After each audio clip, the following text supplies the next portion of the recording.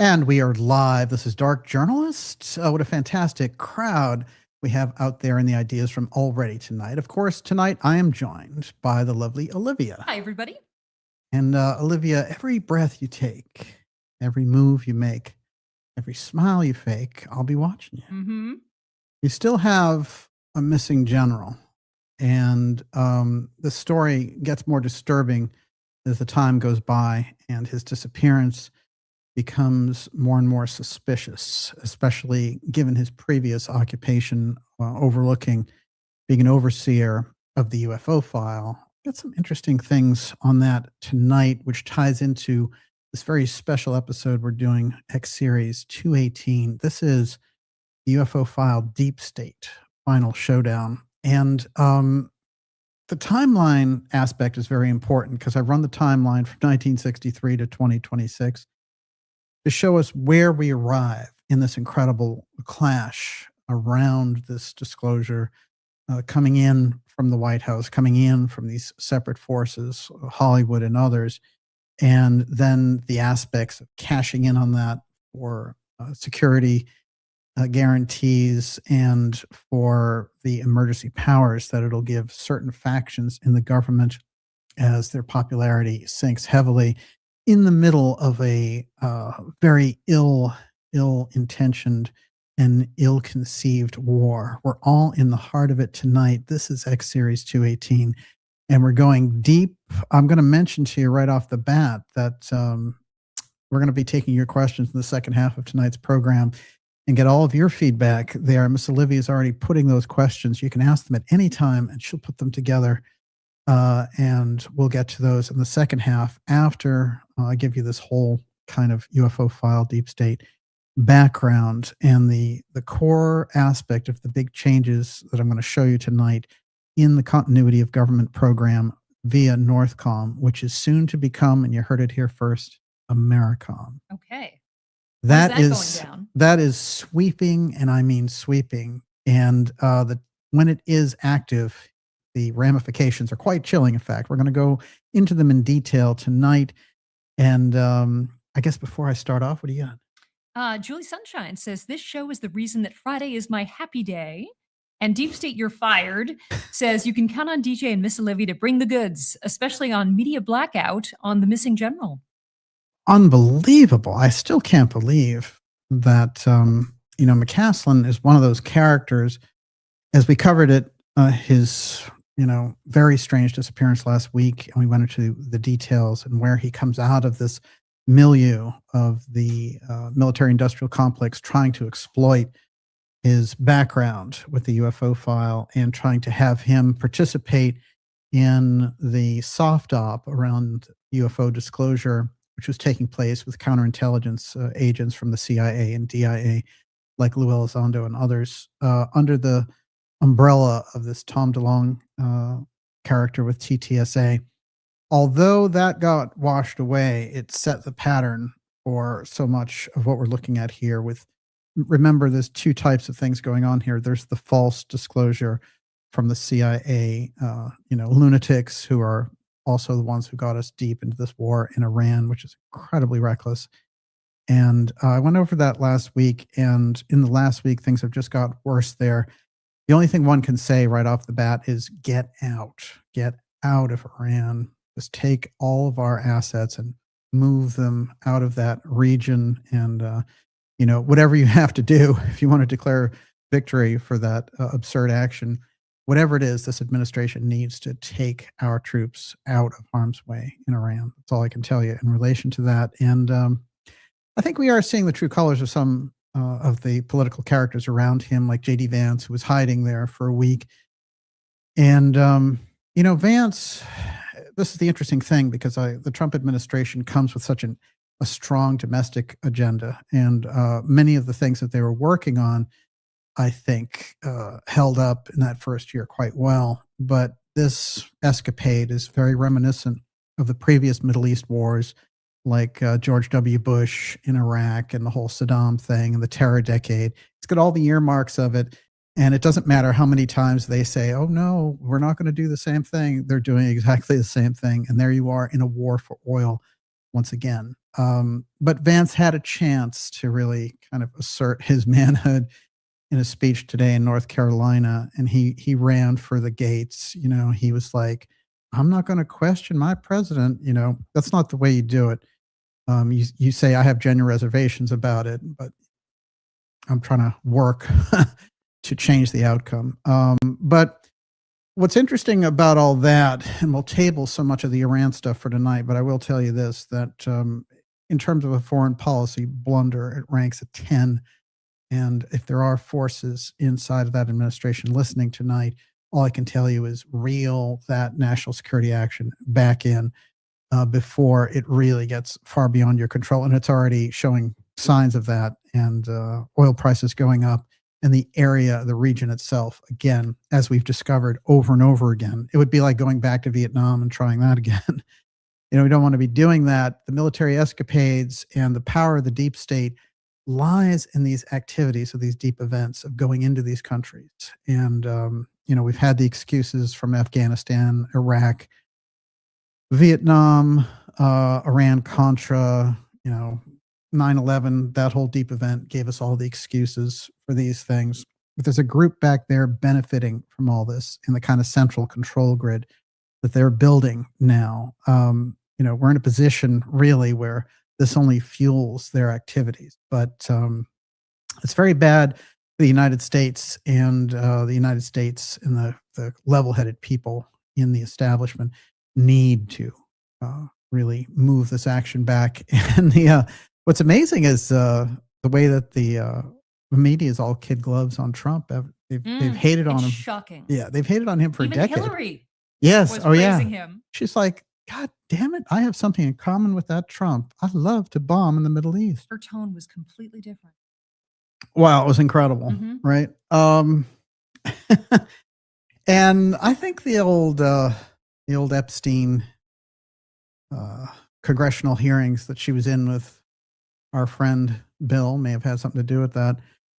But it is interesting because there were activities going on around all of these things. I'm going to show you with this Americom tonight, also living in that corporate media, state media bubble, including the invasion of the corporate media into the independent media, getting you distracted into things that don't have anything to do with anything.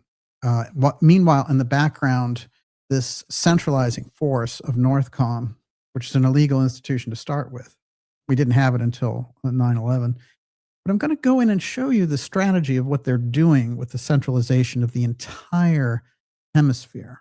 And what they're going to do is assign a combatant commander to the whole thing, Northcom, Southcom, and so under any circumstances, to flick that COG switch, and we get regional governors everywhere with this central figure in charge. Part of the Venezuela action, part of the Greenland consolidation, all that stuff is related to this, and it's gigantic. It's getting almost no coverage, but of course it's front and center here tonight because it has a huge crisscross with the secrecy around the UFO file. We're going to get into all of it tonight here with you.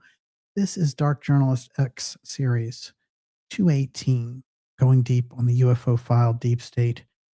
Final showdown, the timeline, 1963 to 2026. Well, what happened in 1963? Of course, the Kennedy assassination. Right there, that fracturing took place on that very, very special line of scrimmage, and we've been off course, of course, ever since, even if it happened years before many of us were born. But I think it's important because it is an intergenerational problem that we've been facing, and of course, it goes back to as far as you could go back to the Federal Reserve and other activities like World War I for the setup of where we are in the 21st century. But I do offer, some very interesting highlights tonight. And I want you to know that combination of the continuity of government program with the UFO file, there's a chance that's showing up here this year to also expose that system and the system of secrecy holding, that kind of covert wall of information. There's a way to break through it, and I'm going to get into how we're going to do all that tonight. I also want to mention to you, if you're new here especially, to go to darkjournalist.com and sign up for our newsletter. It's a free newsletter, but it keeps us in touch around the massive censorship that we've been seeing around this program, and it happens so heavily and on such a regular basis that we just take it in stride over here. But basically, what you're going to get there is just a lineup of incredible, and I mean incredible, shows that are coming up for you. Interviews that are mind-blowing. You will not believe. X-series episodes that are off the charts, and our docuseries, of course, JFK and the UFO File, and the Craze in the Hot Zone Atlantis aspect, all there, right there in your newsletter for you directly in your inbox for free. So take advantage of that, darkjournalist.com, and sign up for the newsletter. It takes 10 seconds. Miss Olivia, what do you got? Scarmoge says Trump removed his campaign promise list from his website in the last day or so. Yeah, that was Trump 47, Agenda 47. And it was funny because there was this other agenda that was floating around during the campaign. I think it was Alex who did some coverage on this today, and he went into the details around it. But in the heart of that policy was, rooting out the deep state and no unnecessary wars and things like that. And so suddenly, boop, that got removed. A little high-end delete button over there because they can't be seen to going against their own agenda. Of course, Trump had a fantastic reputation in terms of not escalating things and not going off half-cocked into these Middle East wars the way Obama and Bush did. Of course, Obama, it's very interesting because he was supposed to be the antidote to Bush. And in fact, he increased the scope of the Afghanistan war by adding troops there. It's not really well known, and bombed 8 countries, along with spurring off the Arab Spring, which got us a failed state in Libya and a chaos in Egypt and other places. So, when these guys get into this position, there's incredibly high pressure to do this for a number of different interests. And I think really what's supposed to make Trump different is that he wasn't going to do this. And when you get into things looking forward to midterm elections against Democrats, and midterms in general aren't very kind to incumbents under any circumstances. So to give them, just hand them this, ill-fated, ill-conceived war is just a disaster. So we'll see how all this plays in. I have an interesting little factoid about Iran tonight. I think everyone's going to enjoy. What I want to jump in with is some of the buzz that's been going on around the UFO field. There's something strange, again, in the mix happening here. And you might have heard little things. Of course, we talked about how Trump was supposed to give this speech in July on the anniversary of Roswell, which was a disclosure speech. Well, it's very interesting because that rumor came about as a result of a filmmaker who did a Rendlesham Forest UFO documentary. And he really got this thing going, Mark Christopher Lee. And there may have been something to it, but it was also, there was a little bit of a caricature in all of it. And right in the heart of it, Obama showed up and started talking about aliens as if to pull the pin on what may have been developing there in the background. And as a result of all this, it's quite fascinating because Trump himself came out. I'm going to read the statement. This was the statement before the Iran war. Notice the tone with the openness around the UFO file. Based on the tremendous interest shown, I'll be directing the Secretary of War and other relevant departments and agencies to begin the process of identifying and releasing government files related to alien and extraterrestrial life, unidentified aerial phenomena, and unidentified flying objects, and any and all other information connected to these highly complex but extremely interesting and important matters. You might notice, it's an extraordinary statement, you might notice that things like CNN and a number of news outlets, when they're reporting now on the UFO file, they will now include extraterrestrial and alien in what they're talking about. So there's some memo on all sides to mention the extraterrestrial part. That was not there. It was noticeably absent in the kind of light disclosure operations for the past couple of years. So it turns out the person who leaked to the this Mark Christopher Lee character that Trump was going to give this speech on July 8th and do a press conference announcing it on May 1st was Bob Bigelow, in fact, the Las Vegas space hotelier, aerospace interest. Very, very, of course, caught up in the UFO file. Once the owner of Skinwalker Ranch, indeed.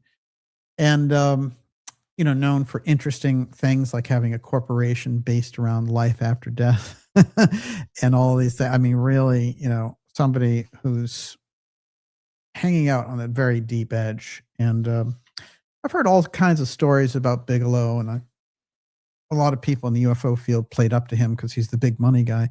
But I can tell you that for sure, this is somebody who's trying very hard to insert himself in the heart of that. And he's somebody who's really looked over, let's say, in the aerospace wars, which are at the heart of so much of the geopolitics and the UFO file that are going on now, that I would say our friend Bigelow, Elon and Bezos and these other people really took precedence over what he wanted to do, which was basically build hotels in space.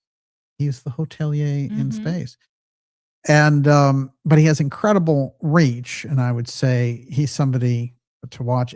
Interestingly enough, he put a lot of money into Ron DeSantis's campaign running for president in 2024.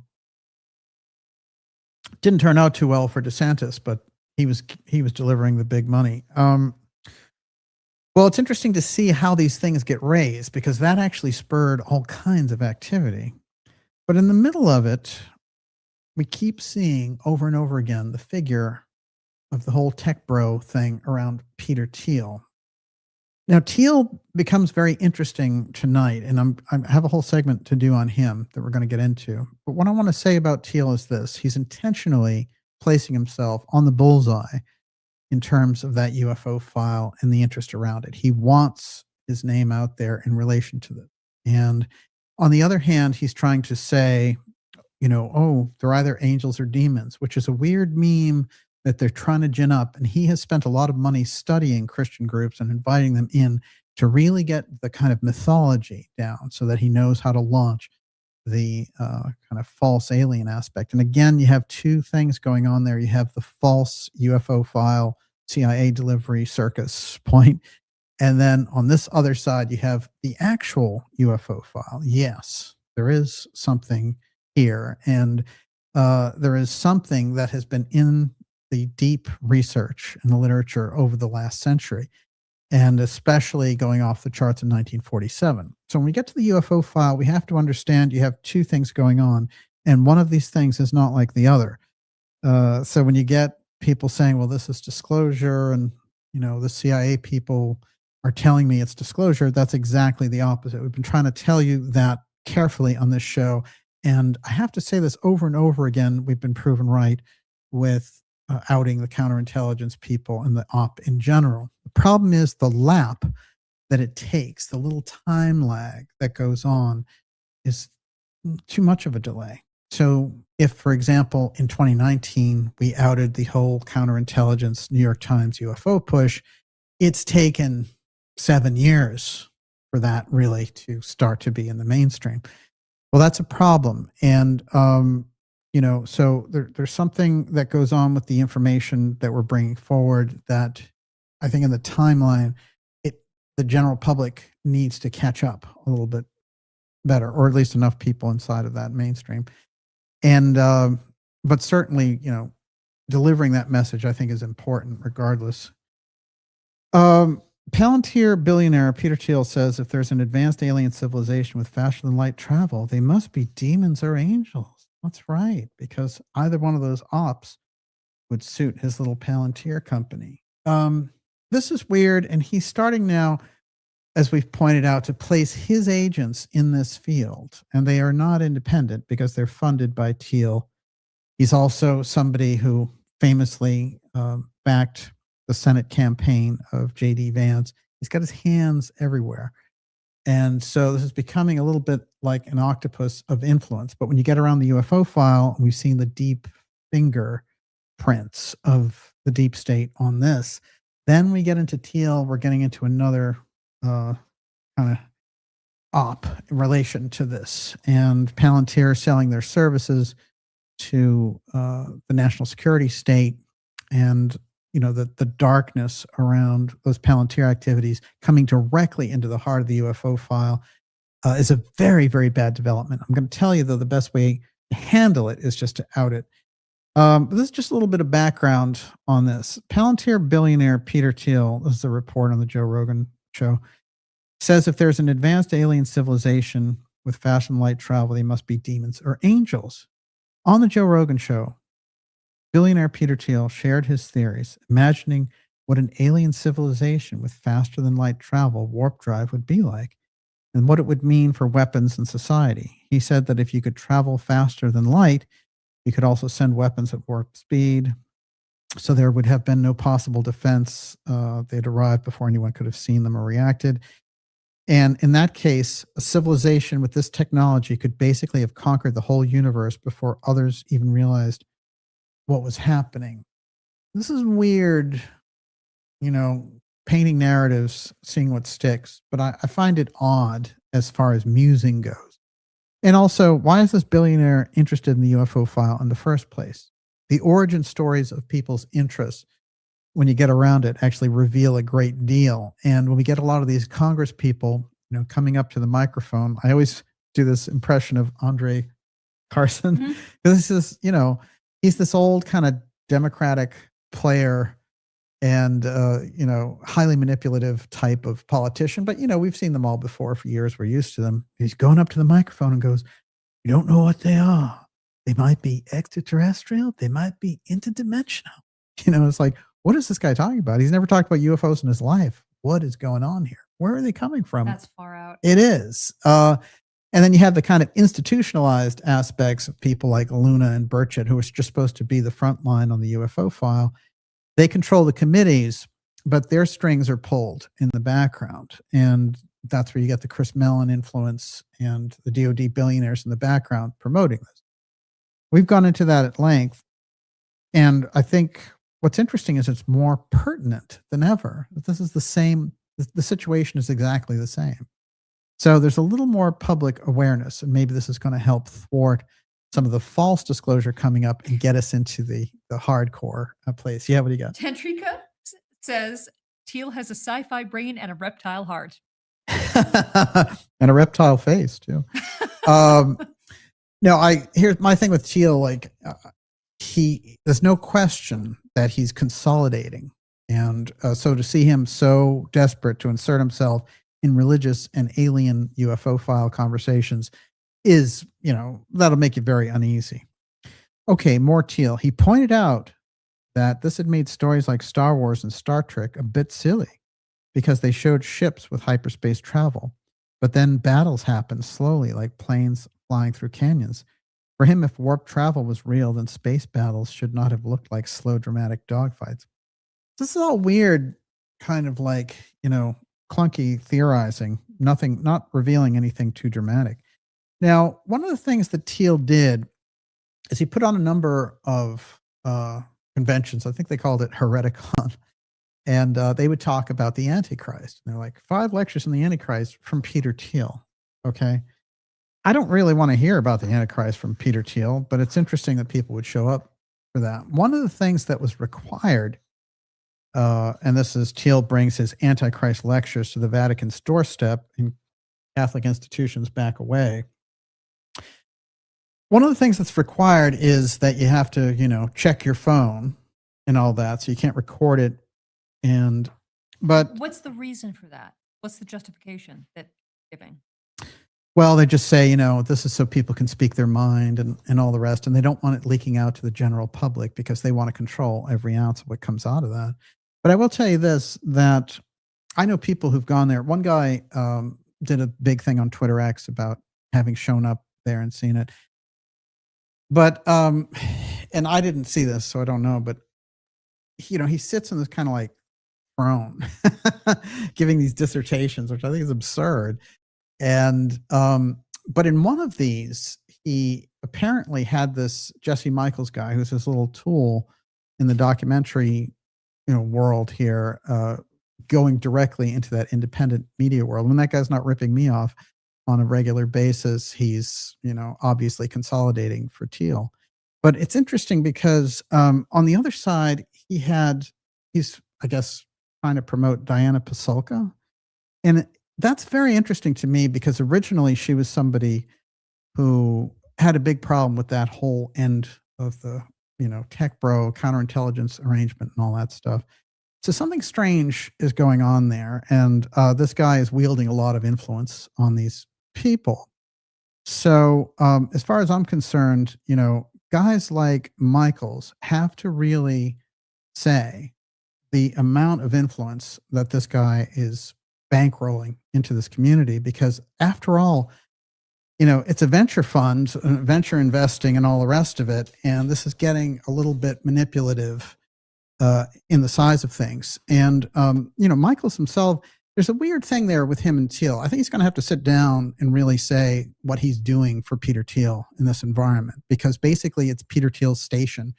And we all need and deserve that what kind of consolidation is going on behind the scenes with Thiel's money and our ideas, Now, ties to the Trump administration. Thiel was a key advisor and donor to U.S. President Donald Trump during his first administration, has retained some ties to the White House. Palantir is also one of the donors to the White House's Ballroom project. That's interesting. He gets in on the ground floor in a number of these. And David Sachs, who worked with Thiel at PayPal, is also chair of the President's Council of Advisors of Science and Technology. So, money talks in Washington, D.C., there's no question about it. And this guy has plenty of it. And the thing is, we've had people manipulate the system before, the kind of George Soros types. I think that Thiel is up to something different, but it's hardly benevolent. That's the problem. Hereticon Conference. Thiel's venture capital firm, Founders Fund, announced and sponsored a conference call called Hereticon, designed for dissenting thinkers to discuss taboo topics. Oh, it's so taboo to talk about UFOs. Discussing doomsday scenarios and other conventional ideas. So this is a kind of a data mining project to be able to suck up the ideas and then spit them back at you with $1 billion budget. Peter Thiel invests in Jesse Michaels, Silicon Valley figure who hosts the YouTube show American Alchemy, which focuses on UFOs, esoterica, and interviews with key figures in the UFO community, like Hal Puthoff. So, Thiel is putting his hands, and he could be doing it through anybody. It's not just this guy, but I think that whole thing there needs to be real pushback on that, which is, what are you doing, Peter Thiel, manipulating the UFO narrative? What is your aim? What is your goal with this? Why are you pouring all this money into it? What's going on there? We need to get to the bottom of that. That needs to be investigated. And as far as I'm concerned, people who are funded by Thiel in that UFO field need to be identified, because, they need to self-identify and say, this is what I'm doing. It's an interesting thing too, because this guy, Michaels, when he was doing his normal stuff, he used to have the Peter Thiel thing in his bio. And he used to say, investing for Peter Thiel, took that out. Yeah, it's not too popular thing, really. So, any researcher can do whatever they want, but when there's that kind of manipulation, and when they, have shown a knack for plagiarism, especially around ideas on this show, then it's a good thing to find out who's pulling the strings in the background. And trust me, we'll get to the bottom of it. There's no question about it. Everyone, you're watching the Dark Journalist Show. This is X-Series 218, UFO File Deep State, Final Showdown, the timeline, 1963 to 2026. And, all of the people around and involved in these things are always welcome in this show to come on here and talk about what's really going on. I've had a number of experiences that I've gone over before where people come to me in the background and say, oh, I can't go on. Chris Mellon or Lou Elizondo will be mad at me. You can't exist in this kind of biosphere, this ecosphere, with those types of things going on. You can't say, oh, this is all about bringing out the truth and all the rest of it, and then, stay silent about Peter Thiel funding your activities. It's absurd. So, we need to get to a totally different place. And this is what's happened. I just want to say to the independent media, there's been a real problem. the independent media has been largely taken over by the corporate media or these tech bro forces, whatever it happens to be. So they've created this podcast world, and they've largely elbowed out the independent media while stealing their themes, adopting their themes, co-opting their themes without the background to do it. And this is part of the big problem going on here. There's a lot of clickbait. Now that goes on in all kinds of industries. Don't get me wrong. But in the environment where you're supposed to bring the truth, if you're in a situation where, like these whistleblowers who said, oh, I can't speak the truth on your show. Well, if you're in the truth-telling business and you can't tell the truth, you get out of the business. Well, there's a difference between being a truth seeker and being an influencer. Yes, or a thinkfluencer, as it were. The way I look at it, we all have to play from a straight kind of honesty about things. Any researcher in any aspect can go into anything that they're going to do. But, as we pointed out before, plagiarism is rampant around this version of the independent media. And the other problem that I see going on here is these big, hands of the billionaires in the background putting in and dominating the phony podcast world, which is not independent media and has been adopted as podcast, as independent media. So we're going to need a third way in all of this. You got corporate paid media, you got podcasts pretending to be independent media. So you're going to need a true independent media in the middle of all that. And hopefully we're giving you some of that here right now, and with the people we bring on this show as well. Everyone, you're watching the Dark Journalist Show.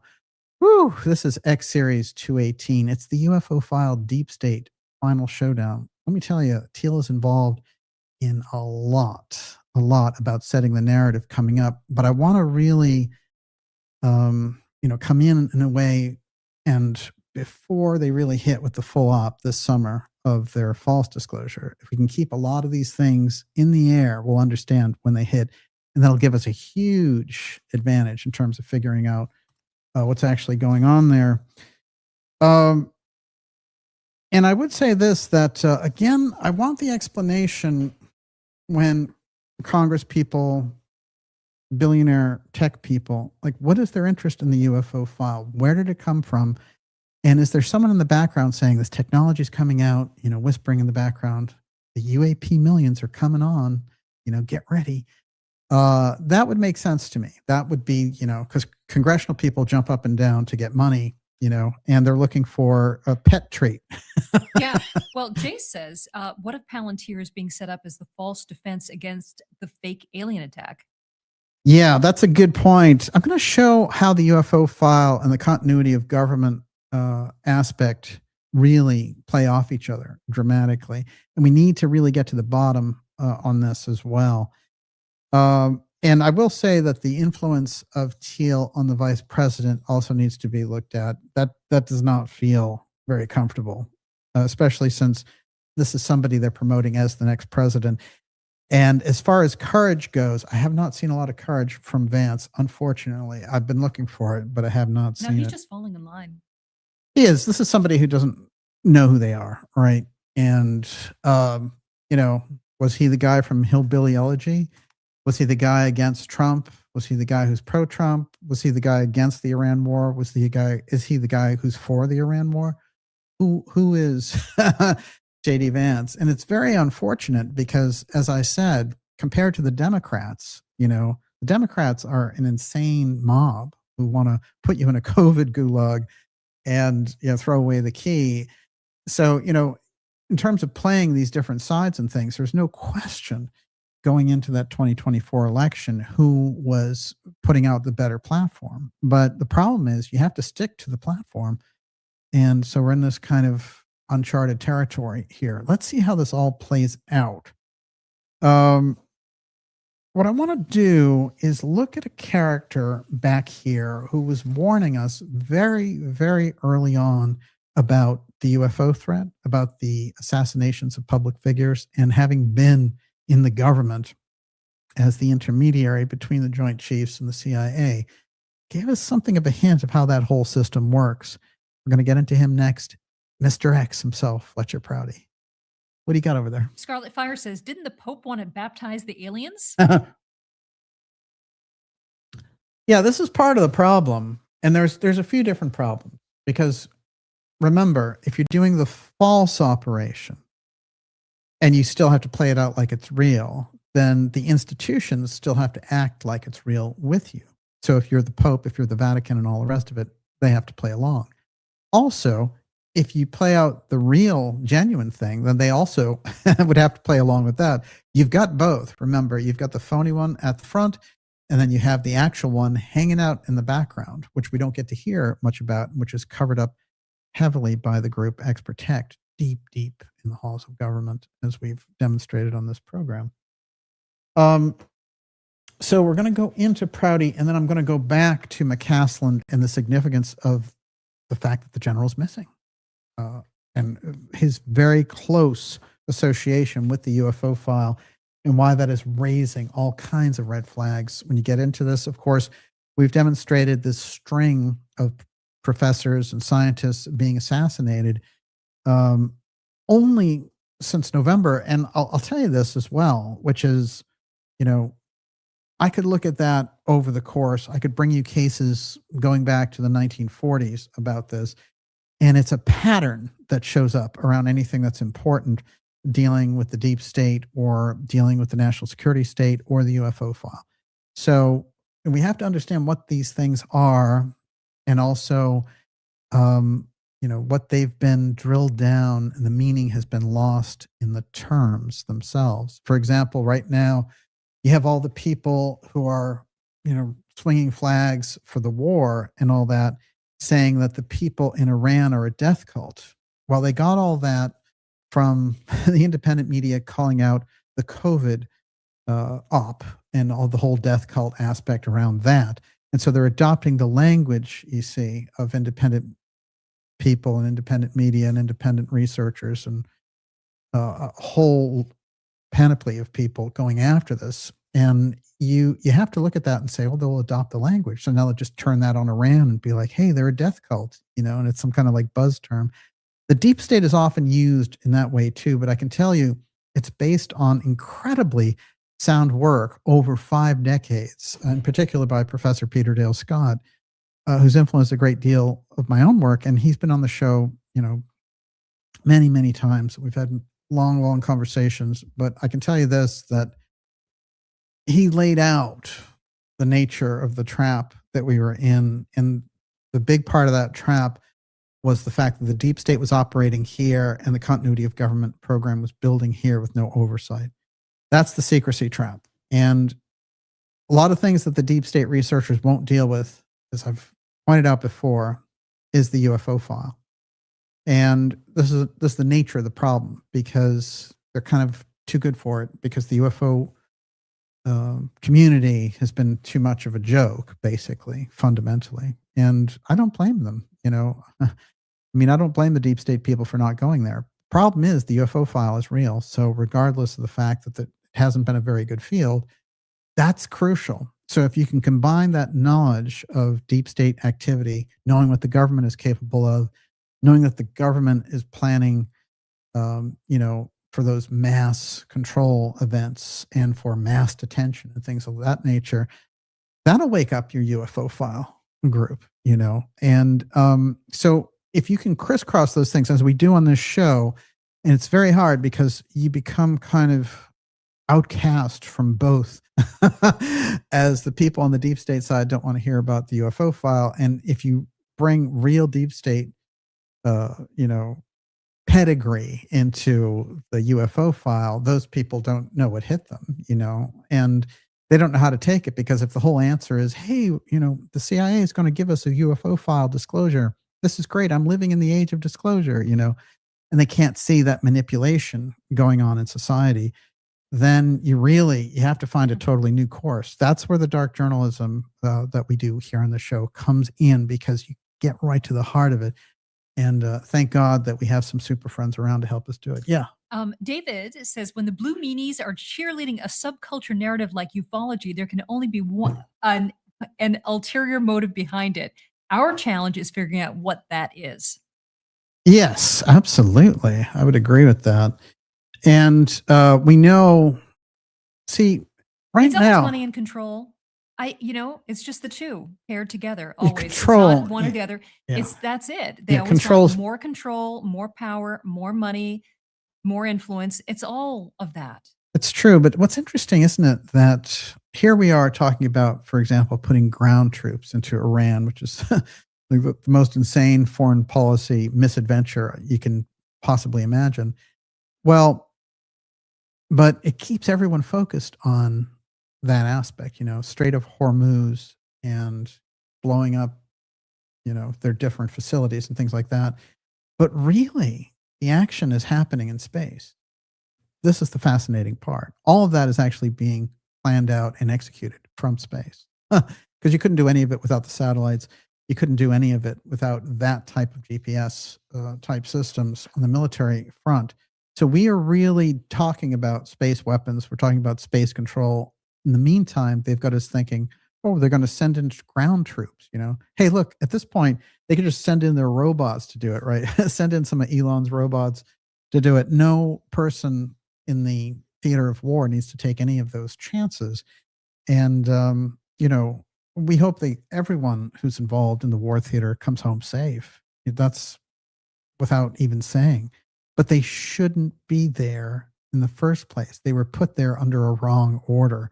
That's the pressure that needs to happen in the public. And I'll tell you that what's weird, as I said, the media is on the Trump administration's side on this for their own purposes. But you can see what an upside down looking glass kind of world we're living in. This is the character that played Fletcher Prouty in the movie JFK. It's Donald Sutherland, actually. And it's very interesting. This is him being sent now to Antarctica just when President Kennedy was going to Dallas. And the person who sends him to Antarctica is Ed Lansdale. Now, Ed Lansdale was involved in overthrowing governments for the United States as a member of the Air Force and the CIA. He sort of operated in the top echelon of both and also participated in things like, when we captured Japan. There's a very fascinating story about Lansdale getting the driver of the emperor and finding out where the gold was that the Japanese had hidden away by employing these techniques on the driver. Lansdale was a kind of Iron Man behind the scenes, and he'd show up in different countries like Laos and the Philippines, and they'd get a new leader within a couple of weeks. So this guy, when the government was overthrowing these different countries, the CIA was in charge, and this is part of the push-pull that was going on when Kennedy got in. And for all his incredible knowledge of what was going on behind the scenes, he could not believe, that is, President Kennedy couldn't believe the power of the Central Intelligence Agency over the executive branch. It's supposed to be exactly the other way around. And he realized that somehow in the mix there, Eisenhower had let that go. And Eisenhower bemoaned some of that to him when he was passing the baton. One of the things that Eisenhower warned him about was this aspect of the battle over the UFO file. And Kennedy took it very seriously. We don't have a lot of that history on record, but now we've brought forward a lot of it by really getting into the details and talking to the people. And we put out documentaries like JFK and the UFO file to get to the bottom of that, because the UFO file, as we've mentioned, the physicist Robert Sarbarker put on the record, and you don't need like an MJ-12 document or something for this, even though some of those are good. He said this on the record to a researcher, and he said the UFO file was at a level above nuclear secrecy. So you have to imagine the type of secrecy and the type of groups that would be involved in that. And in some ways, for good reason as well. We can see that. But there's a point at which the secrecy becomes corrosive in a free society. So in the case of Prouty, he was the intermediary between the CIA and the Joint Chiefs. And he realized that what was going on there with Lansdale sending him to Antarctica during the Kennedy assassination was to get him out of the way so that the security guarding the president could be taken out. And that is Lansdale there with Dulles and others. This is something that he wrote an incredible book called The Secret Team in the 1970s, 15 years after he had retired. And it went into the different aspects of how they had assassinated President Kennedy from the intelligence services. And he knew them quite well. But when the book was re-released in 1997, he wrote a very prophetic foreword, which I'm going to read to you right now. And we're going to get a handle on how people from the inside view the UFO threat, CIA manipulation. And this is from Prouty in 97. Quote, "This is the fundamental game of the secret team. They have this power because they control secrecy and secret intelligence, because they have the ability to take advantage of the most modern communication system in the world, of global transportation systems, of quantities of weapons of all kinds, and when needed, the full support of the worldwide U.S. military supporting base structure. They can use the finest intelligence system in the world, and most importantly, they've been able to operate under the canopy of an assumed ever-present enemy called communism. It'll be interesting to see the enemy that develops in the years ahead. It appears that UFOs and aliens are being primed to fulfill this role for the future. To top all of this, there's the fact that the CIA itself has assumed the right to generate and direct secret operations, completely outside of the executive branch. So he's warning us there in 1997. They're doing their own thing, and they've been doing it for a long, long time. But he's also saying they're going to use the UFO file because communism's gone. And there's that lineup where we use different things to get emergency powers, and one of them is supposed to be terrorist nations. Of course, this is the famous von Braun prediction. But one of them is supposed to be meteors and comets coming in. And finally, it's the battle with the UFO file. And according to von Braun, it was all going to be invented. They were going to make it all up. These are the different consolidation points. But who would take over in a real emergency like that? That's the continuity of government program that the deep state operates. That's where we're going to go next to understand the links between these very murky corridors in government. Everyone, you're watching the Dark Journalist Show. It's X-Series 218, UFO file, deep state, final showdown. You want that timeline? It's 1963 to 2026. White House disclosure, missing generals. I mean, boy, are we in the heart of it now. We're going to be taking your questions here shortly. And we'll go a couple hours with you here tonight. But let's say within the next 20 minutes, we'll start taking your questions. In the meantime, what do you got? Thomas Ball says military industrial complex stocks are up. Follow the money. War is a racket. General Butler. Wow. And Tantrika says, question, who could have held influence over Eisenhower? AJC Trading says, Kennedy said, beware of secret societies. Eisenhower said, beware the military industrial complex. Both still accurate. Both the reason the U.S. is bombing another country again. Yeah, well, I think what's interesting is, the oil companies like Exxon and others, Halliburton and everything, they've just ruled the roost, right?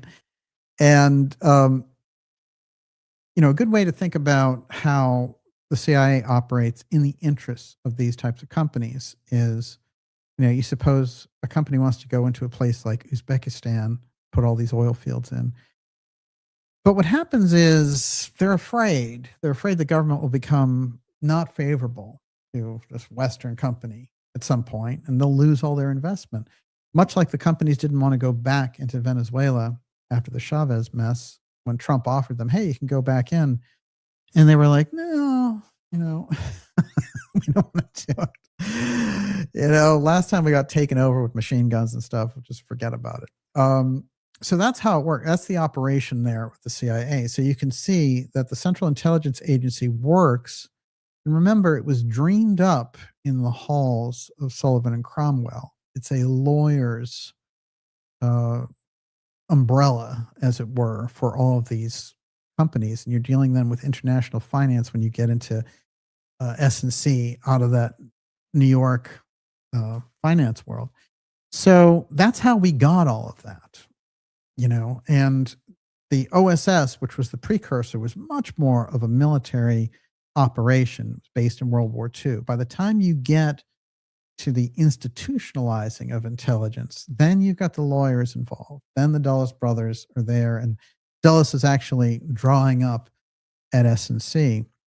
And it's a weird thing, the way S&C works. I actually knew somebody who worked at S&C, and they still have this immense power, but they've shown up in history over time. And but there's so many different organizations that you can't put it to any one group or one think tank or whatever and say they're the ones who are doing it. It's a network that weaves in and out, and sometimes they'll hollow out certain of those networks and go somewhere you wouldn't even expect completely. But I think it's important that once you get to the National Security Act in 47, and then when they beef it all up in 49, you're looking at an entirely different system with the National Security Council supplanting Congress and all the rest of it. The excuse that they had literally was the atomic bomb and the aftermath of the war and everything else.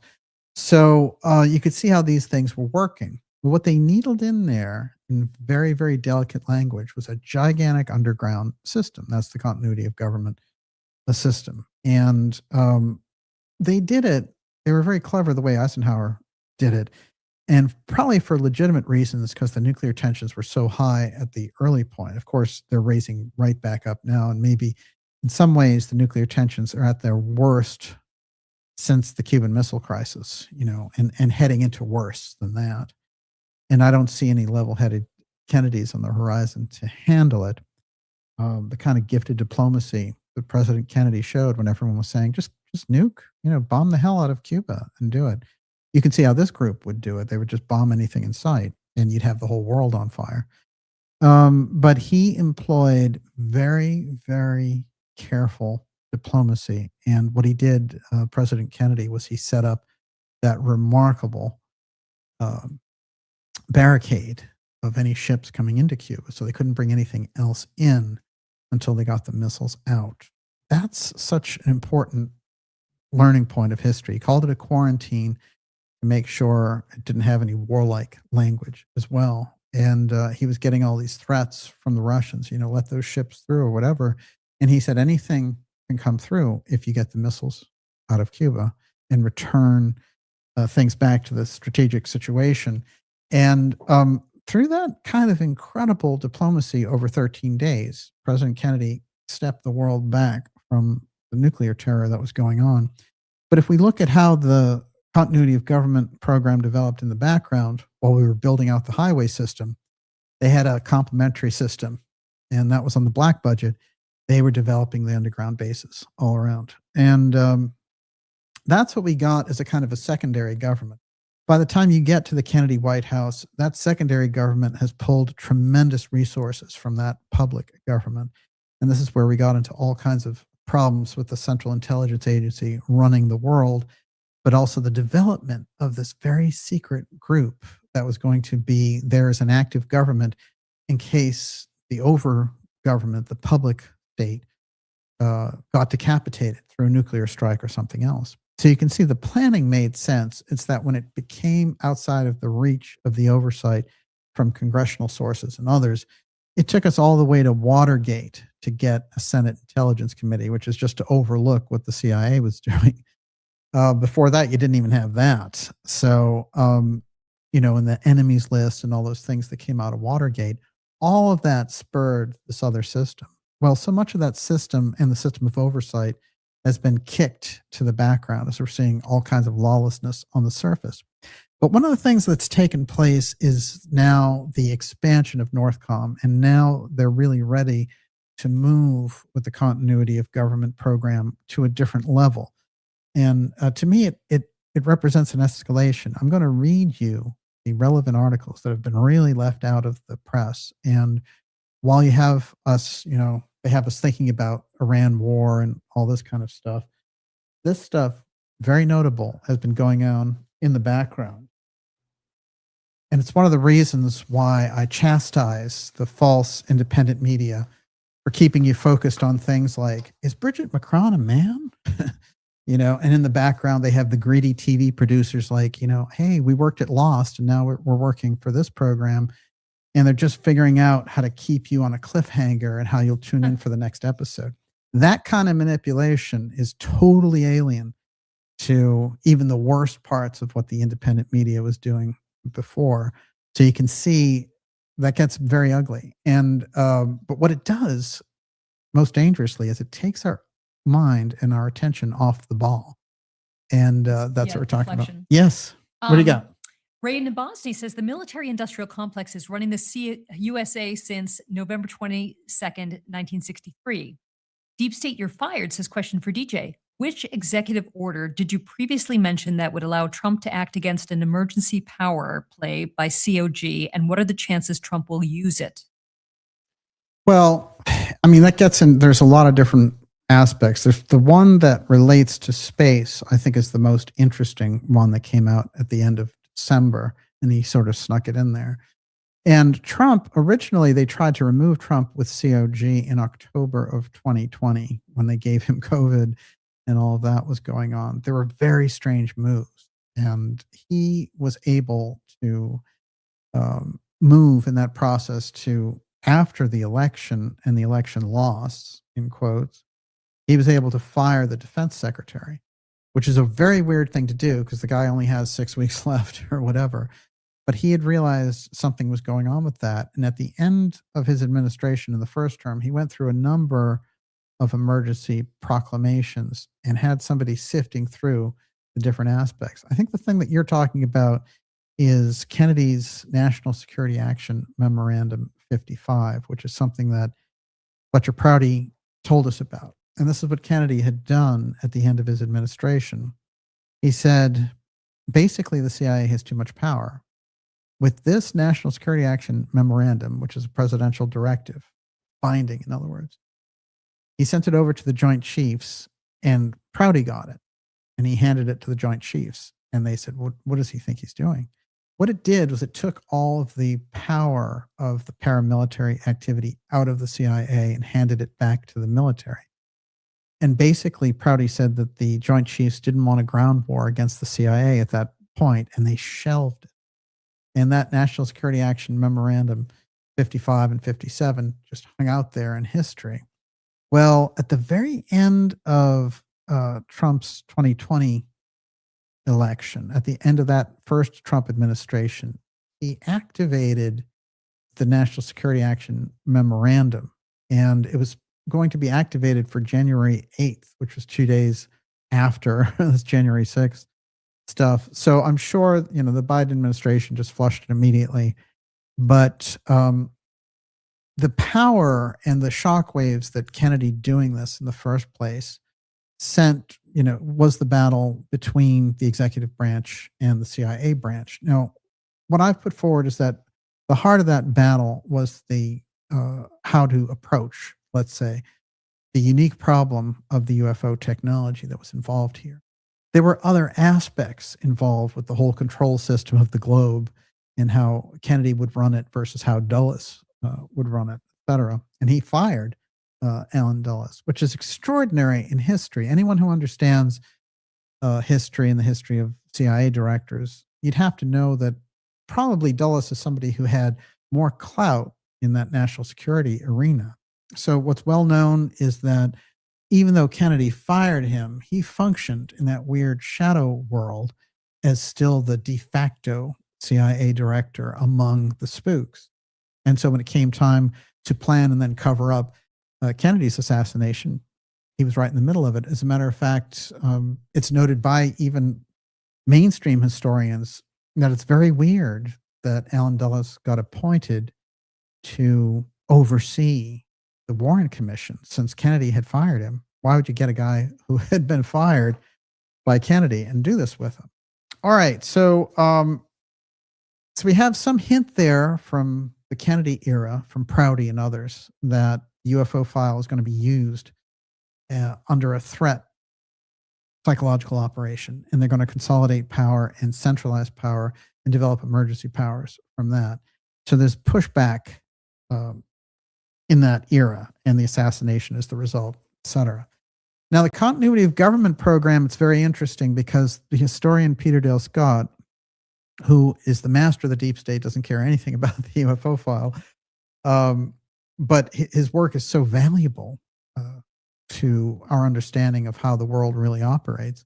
He was the one who discovered this incredible link between the deep events, like we're in a deep event in Iran right now, and the continuity of government people. And he found out over and over again, whether you're dealing with the Kennedy assassination or Vietnam or Watergate or Iran-Contra or 9/11 or the financial coup d'etat in 2008 or COVID, there's always continuity of government people in the heart of it. So people in that emergency system have their own government links. They have their own government entity. And when they need to come into the public, this is what the deep state aspect is all about. They step into the public, cause the damage, and then step back before we can see anything about who they are or what they represent. And we're left with the wreckage and the aftermath. There's so many things even about the COVID operation people still don't really understand, and we know that the only time that they really backed off is when the opposition just became so, the whole op was so out in the open that they had to. All right. So I've talked about Northcom in this program many, many times. They are the ones who would be activated in the case of the continuity of government program, COG, being activated. And the general there, General Geo, he would become the combatant commander of the United States in that scenario, and he'd appoint regional governors, and the whole system of government would go away. The president would go away, and all the rest of it, until such time as they could secure things and then put on another election. Now, we have a new thing in the heart of all this, which I started the show off with, and that is Americom. Americom is such a dangerous idea. I can't even tell you. It's like Northcom on steroids. We're going to read you what they're doing with this and how this has been the thing in the background that's been hiding. It's the monster that's been growing in the background. And they've had these other things on top that have really been, like I said, the exploitation and the, drama queenism and the egotistical fondlings of the podcast people have been completely demolishing, while they're in their little fights with each other. It's been completely demolishing any idea of you getting the right type of information to figure out what's going on in the world. Significant overhaul proposed for U.S. combatant command structure. That's the COG program, combatant. Pentagon plans call for major power shifts within the U.S. military. It's not a blog. That's the Washington Post. Northcom orders heightened security at U.S. military installations amid Iran war. This is General Geo, and I can tell you a great deal about Geo, but his activities at Nellis Air Force Base and his activities in relation to the Offutt Air Force Base in Nebraska and also the Florida Air Force Base that he comes out of is the one where they store UFO material. So he's got that incredible fingerprint, as his predecessor did. Remember, his predecessor, General Glenn Van Herk, he came out of the 509th. He was part of the Roswell lineage, and he wasn't actually around for Roswell, but the 509th is, intergenerational, and he was part of that. So you had Roswell with him, and you've got this guy with Nellis. And then, I've stretched that out to the Space Force commanders and others who, the person leading up the Space Force, this guy comes out of Malmstrom Air Force Base, which was the base where the UFOs shut off the nuclear missiles. I mean, this is extraordinary. If you have those parallels, it's because both systems are so secret that they intertwine, and that's what we can get our hands on here. General Geo was the chief of weapons and tactics at Luke Air Force Base, and let's see if there's anything else of note. He was the commander of the 55th Wing at the Offutt Air Force Base in 2015 before taking on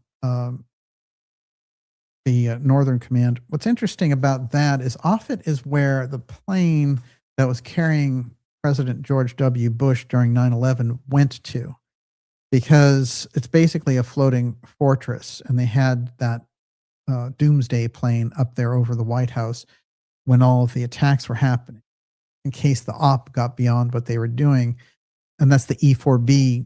And what they did with Bush's plane is they put him in Offutt, And Offutt is the central headquarter command for the COG program, right in the heart of Nebraska. And, we have all this information about NORAD in Colorado and all these things in Wyoming and Pennsylvania and everything else. Offutt is where they took President Bush. That tells you a great deal about its importance in the heart of all this.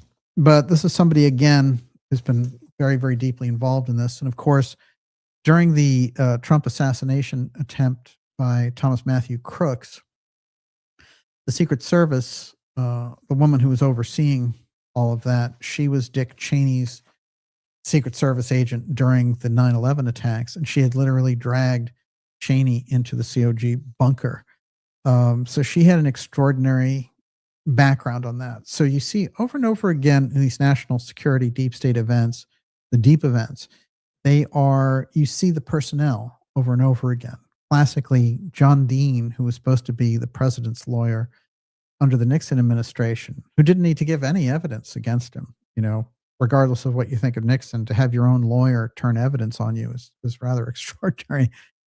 And when they wanted to oust Nixon, they used John Dean, who was his own counsel. But where was John Dean just before he was working as the counsel for Richard Nixon? He was the counsel for the emergency services inside the continuity of government program. So many activities around COG that invade our normal process. So I'm going to give you a little more about what they're doing with Americom here. Now, this is how the commands go. And you can see the way that they look at it. They could just divvy up the world this way. But what we're looking at, and what I think is kind of crucial to point out here, is the Northern Command and the Southern Command. This is Northcom, which didn't exist before 9/11, completely illegal and artificial to put the United States under a military command. You can do it in other places because you're protecting your interests. But here, we're already run by police and civil authorities. So you're not supposed to put, classically, it's a violation of all of the posse comitatus and all these other things that have developed and are enshrined in law, but yet we have it. So we live with Northcom. And Northcom still, every year, we're still under the September 11th emergency. That's where they get their emergency powers from. So what they want to do is take Northcom and Southcom and make it Americom. This is the nature of the problem. Here's what they're promising it's going to do for us. I'm going to give you the kind of value add, the value addition that they're claiming for it. But basically they're saying, well, consolidating Northcom and Southcom into Americom is not a bureaucratic exercise. One command focused on the entire region would offer a more holistic bastion defense. Hey, it's COG holistic. This is good. Rather than a narrow posture fixed at the border, it would enable earlier action, improved intelligence, continuous coordination, and it would unify counter-narcotics migration, cyber defense, and the regional influence efforts under a single chain of command, tailoring responses to how threats actually operate, not where they happen to fall on a map. A little more on this. The Trump administration mulls merging two combatant commands. So in an emergency situation, let's say a UFO threat materializes from the skies, the way the drone wars did, the way they're selling you drones are going to shell California, which is really weird that they're saying Iranian drones are going to go after people in California because, if you're in Iran and you want to get something over here, well, you might shell the East Coast, sure, but would you take another 3,000 miles and go over there? Very, very odd news reports on that. Trump administration is considering merging the Defense Department's two combatant commands that cover the North and South America into one and renaming it America Command or Americom. How catchy. According to 5 current and former U.S. officials, the proposal now under discussion would merge Northcom and Southern Command to create Americom to reduce costs and streamline operations. Northcom's currently headquarters in Colorado Springs, Colorado, and Southcom's headquarters is in Doral, Florida. It's possible the new command could use one of those locations, but Alabama has also been discussed as a possible location for the new Americom headquarters. Of course, Alabama is beautiful, but in Huntsville, you have the entire paperclip space combination there. That's what it would look like if you consolidated Northcom and Southcom. This thing is on a fast track. They're moving on this, and somehow they need to get this before some kind of congressional committee to put the brake on it and see what they're up to. But COG operates through Northcom. If it becomes the ruler of the entire piece, if it's just one guy and he controls North and South America, watch out. That is an incredible consolidation of power. And finally, another selling point that they offer on it, quote, a unified combatant command would allow proactive interdiction rather than fragmented reaction. So they're saying, hey, you just need this all under one Americom and one combatant commander. Very, very dangerous consolidation of power. It is the move on the COG Northcom side that signals something is afoot in the background on the continuity of government program. And that's what needs to be opened up. That's what needs to be looked at. And when you see things about Bride of Chucky or Bride of Charlie and all this nonsense, understand that you're being manipulated by television producers who are taking incredible amounts of money, your money in the background, and they are moving that. Well, I guess it's their money, but it's your money when you pay them. And what they're doing is they're moving these stories at you to keep you lost in the netherworld of nonsense that has nothing to do with anything. And they will build up this whole thing and the personal grudges against everybody. You know, all the Fox media hosts who now are independent, they're all like, you know, I hate that guy. Oh, he said this terrible thing to me. You know, nobody cares about any of that.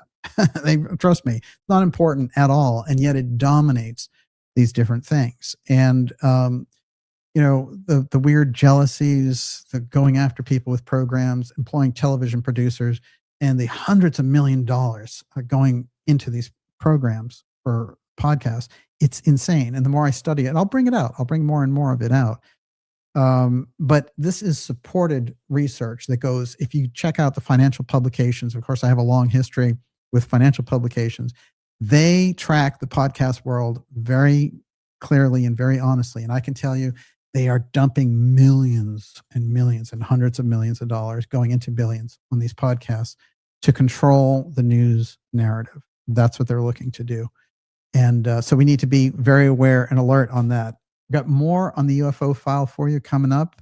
This is Dark Journalist X Series episode 218. Watch out. UFO file, Deep State Final Showdown, going deep here tonight. Miss Olivia, what do you got? Tutorium says, Americom, tomorrow the world? And Happy Hermit says, COG presumes a government should survive the nation it failed to sustain, assures propagation of insanity. Well, look, the original idea coming out of Truman and Eisenhower was they had the bomb and then spies infiltrated and Russia got the bomb. Then China got the bomb. Then it only got worse from there. So the idea that we needed to build something and the cover that we had for it, which was the highway system, it made a lot of sense. The development of it, you can see why they would do it. Problem is that the system of control from underground started to develop its own ability because they were like, well, we need to really cut down on leaks and everything else. We can't have any oversight, basically. We can't have leaks in Congress. We can't have all these things going down. So when you get into it, you can see how they more and more broke away and became their own system of operation. What happens when you go into space? You already have this setup going on. Well, you need the secrecy in space too. So you take all those rules and all those ways you've gotten around the Constitution and everything else, you flip them into space. That's why when they talk about going back to the moon, they're like, we're going back to the moon next month. We're not going to land anybody on the moon. We're just going to orbit the moon for the first time in 54 years. Ridiculous. What happened in between? Where you been 54 years all my life? All right, what do you got? I don't have anything. Well, look, I'll tell you something that's going on around the moon thing. One of the things that's crucial about the moon and for us to consider around all this is they have a decree there in the presidential memorandum at the end of 2025 to land astronauts on the moon again by 2028. And what's interesting is Blue Origin, which is Jeff Bezos set up, and remember, Blue is the name of the actual UFO file program. Blue Origin and SpaceX have now both said, no, everything is about having an operational colony there on the moon, because in order to set up these artificial intelligence centers, they need the energy centers on the moon. They can't operate them here because it's going to take too much energy and too much power. And they know it, and they know that they're selling everybody a lemon with the idea of AI operating that way. The problem is you've had these people vested in all of these programs and saying, we need to go back to Mars. I mean, we need to go to Mars, and we need to, save consciousness and all this nonsense. And then suddenly they're like, pull the plug on the Mars thing. We're going to do it all on the moon. So there's all kinds of weird moves going on there. And part of that is Jared Isaacman now being at NASA is also very, very strange. You've got billionaires in space controlling everything that we're talking about. That shouldn't be the case by a long shot. Being a billionaire shouldn't disqualify anybody, but it shouldn't give them that kind of a leg up. And it certainly is. Yeah. What do you got? So Lane Grief wants to know, is the COG shadow government located in Cheyenne Mountains still? Yeah. I mean, you have COG, Northcom, and NORAD. It's a triple command. So one guy is a triple threat. General Geo, he is the main one. And anyone that they put in that position will have all three of those. But I'll tell you this, that places like, Raven Rock and others have this incredible, tunneling system that we don't know anything about. So on the surface, yeah, Colorado is the main headquarters for NORAD, and NORAD, Northcom, and COG are all under one umbrella now. And that commander, General Geo, he would control all three immediately. He'd become the combatant commander. The problem with it, it's so un-American. This is part of the problem of what they're doing with the emergency powers.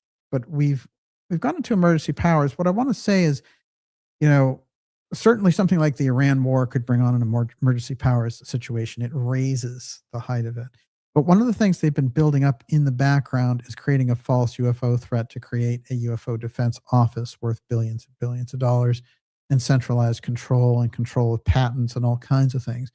So I've focused on it so heavily, and you might think, well, you have, now you have ground wars and the potential for ground war in Iran and all these different things that they could do with the infrastructure and all the rest of it. And when people have written to me and given me these very interesting scenarios for things, but very often I think about how in the 80s and 90s, if you go through the literature, if you really backtrack that history, they made Libya into a really big boogeyman who could do all these things in the United States. But I think it's actually very hard. And I think that there's the potential there for a gigantic false flag activity in relation to Iran by just saying, oh, Iran tried to bomb this building. Now that gives us the justification to go in and really raid them. You can see that situation shouldn't be on this escalation ladder, and any good foreign policy expert would tell you that. Unfortunately, the bozos from the Obama administration, like David Petraeus and others, who got caught covering up his affairs using AOL of all things, these guys, they're like, oh yeah, man, we went in there and we're taking on the Iranians. Look, the United States, we could go in anywhere and take on anybody and be like, oh, we're doing it because we have a big military and all the rest of it. If you're using the resources of the United States, which has tremendous resources, but you're also wasting those resources, the only people who benefit from that are the defense contractors. It's very simple. And the centralizers of power and the foreign allies that you are teaming up with who are incredibly unpopular. That doesn't make any sense. So it's an insane policy. It doesn't have, and it's weird because Trump has put out these, various things about it. His recent comments are, show the frustration that He's not being heralded as some great hero for doing this. And then he's like, I'm getting rid of these scumbags who've been in power for 47 years. Look, the United States has a long history with Iran, and they've never been friendly, but we have not gone in there and bombed the hell out of them. That's the dumbest thing in the world that you can do. It's not Iraq. You've got 95 million people in Iran. It's a totally different culture. It serves no purpose, and this whole thing about nuclear weapons, even if you use that as your justification, supposedly we had done all that last year. We removed their nuclear capability.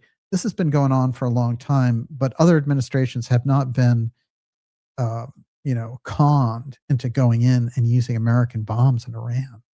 So, that's a recipe for disaster economically, politically, geopolitically. I can't say it enough. And let me tell you, there's no good debating point on that. It is an absolute fail, 100% fail. And people like J.D. Vance should be going to the president saying this is a bad idea.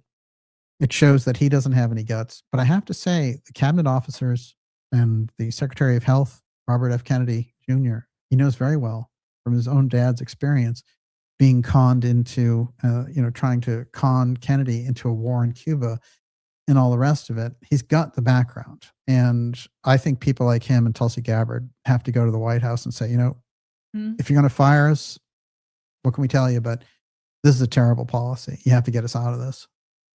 Trump will not tolerate any dissent.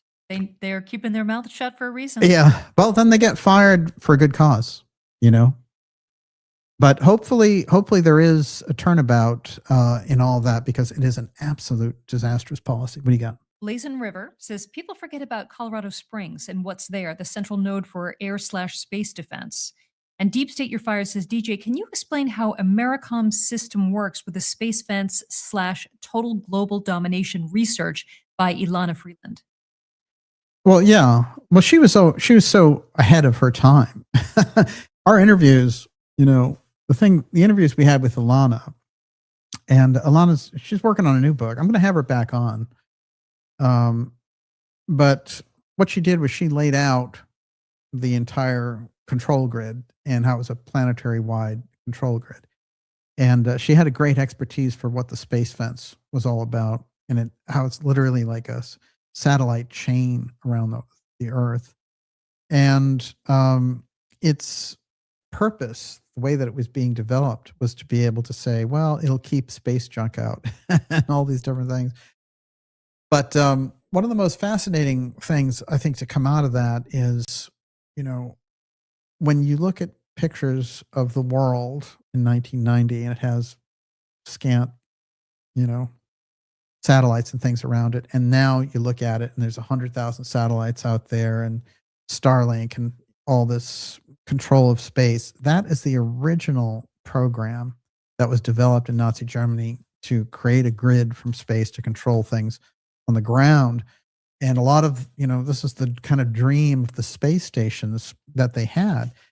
We kind of, it's very interesting because we got through a lot of this and we developed peace proposals in space through Kennedy, and they had to follow through with a lot of them because he wouldn't put weapons in space, and he got other countries to sign on to this. And you can see how important, why 63 is the important part of that timeline when you're looking at 2026 disclosure, is that President Kennedy, a very future-looking person, incredibly well-informed about what was really going on the ground, realized if they take this war model that we have on Earth and bring it into space, it's all over. If you're having nuclear showdowns on the moon and things like that, there's no future for humanity. And his fantastic quote, which is, there's no sense fighting a war in which even the fruits of victory would be ashes in our mouth. It's literal.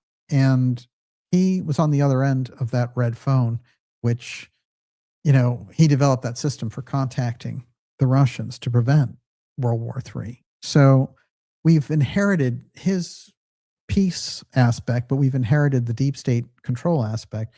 And all the way back there, they removed a president for standing up, and they've manipulated these presidents all along the way.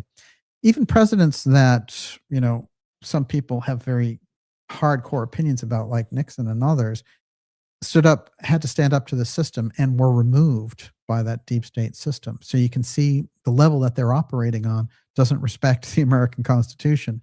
And in the Trump presidency, it's weird because Trump stood off so much against that with his own kind of deep state contacts. But what happened with Trump is the whole administration is being consumed by this deep state aspect, which was the same thing that he eschewed in his first term and got him into so much trouble. So, I'd say in terms of just looking at the administration, this is a critical time.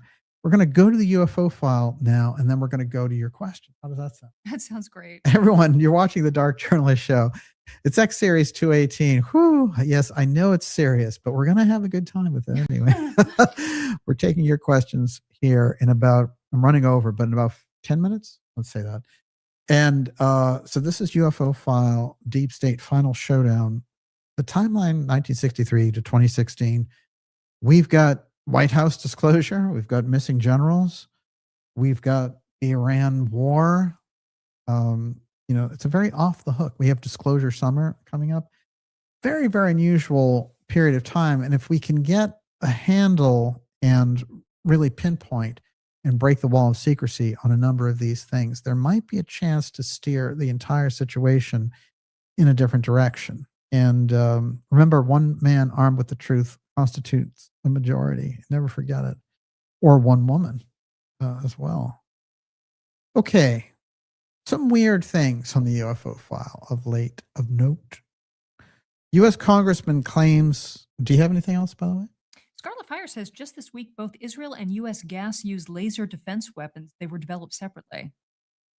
I was unaware. Yeah. We some of the advanced weaponry can also be employed on the Iranian battlefield without it being picked up by the media. I mean, the media is not even demonstrating, giving us any idea of what's going on in Israel, where Israel's getting pummeled by this incredibly sophisticated Iranian missile system, which we're supposed to just think, oh, well, we've hit those Iranians and they're on the run.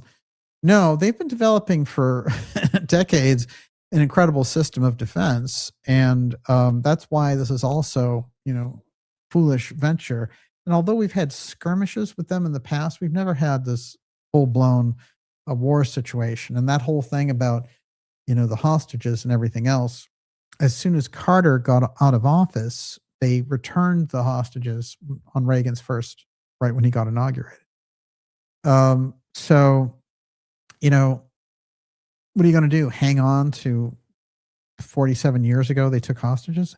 And, they keep bringing that up. And I think it's weird because one of the things that Trump did was he said in his latest screed about it all, he said, we've been dealing with them for 47 years. You could say that about anybody we don't like. But the weird thing that he said was, I'm 47 and taking care of their 47 or something like that. And I was like, 47, Roswell, Kenneth Arnold, and all the rest of it.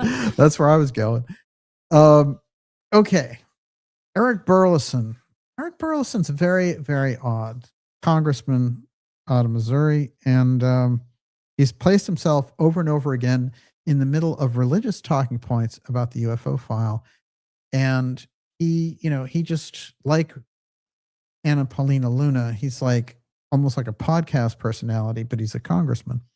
U.S. congressman claims crashed UFO is so big that they've built an entire building around it. Who's giving this guy this information? First of all, and he's like, I'm going to go visit it. They would never show you, congressman, a UFO, a gigantic, that had a building around it. Missouri Congressman Eric Burleson says he has never heard reports. Excuse me, I'm going to say it again. Missouri Congressman Eric Burleson says he has heard reports of a crashed alien craft somewhere outside the USA that is so large it cannot be moved. Now, this guy shows up to all of these religious revival meetings talking about, UFOs or demons and all this kind of thing. So he's part of this. Let's take the Christian community into, accepting the UFO file, but only as demons. That's its own little operation. And a rather fascinating update. And by the way, I don't think they're angels either.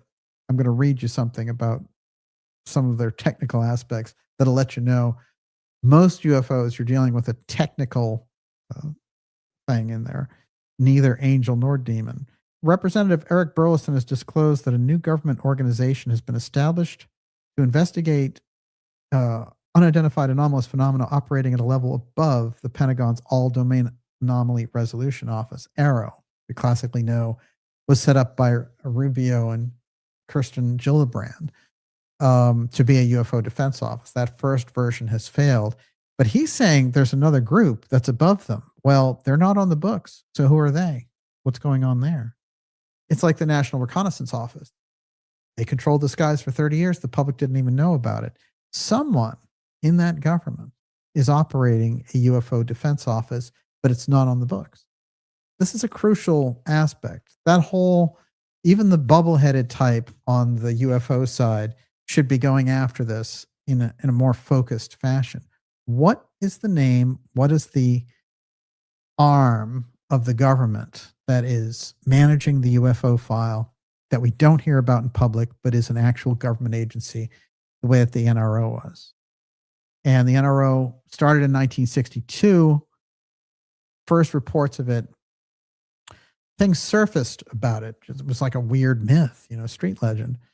And then 1994, hey, we've got the National Reconnaissance Office. They control all the satellites. That's what's been going on for 30 years. They kept it a secret from the public.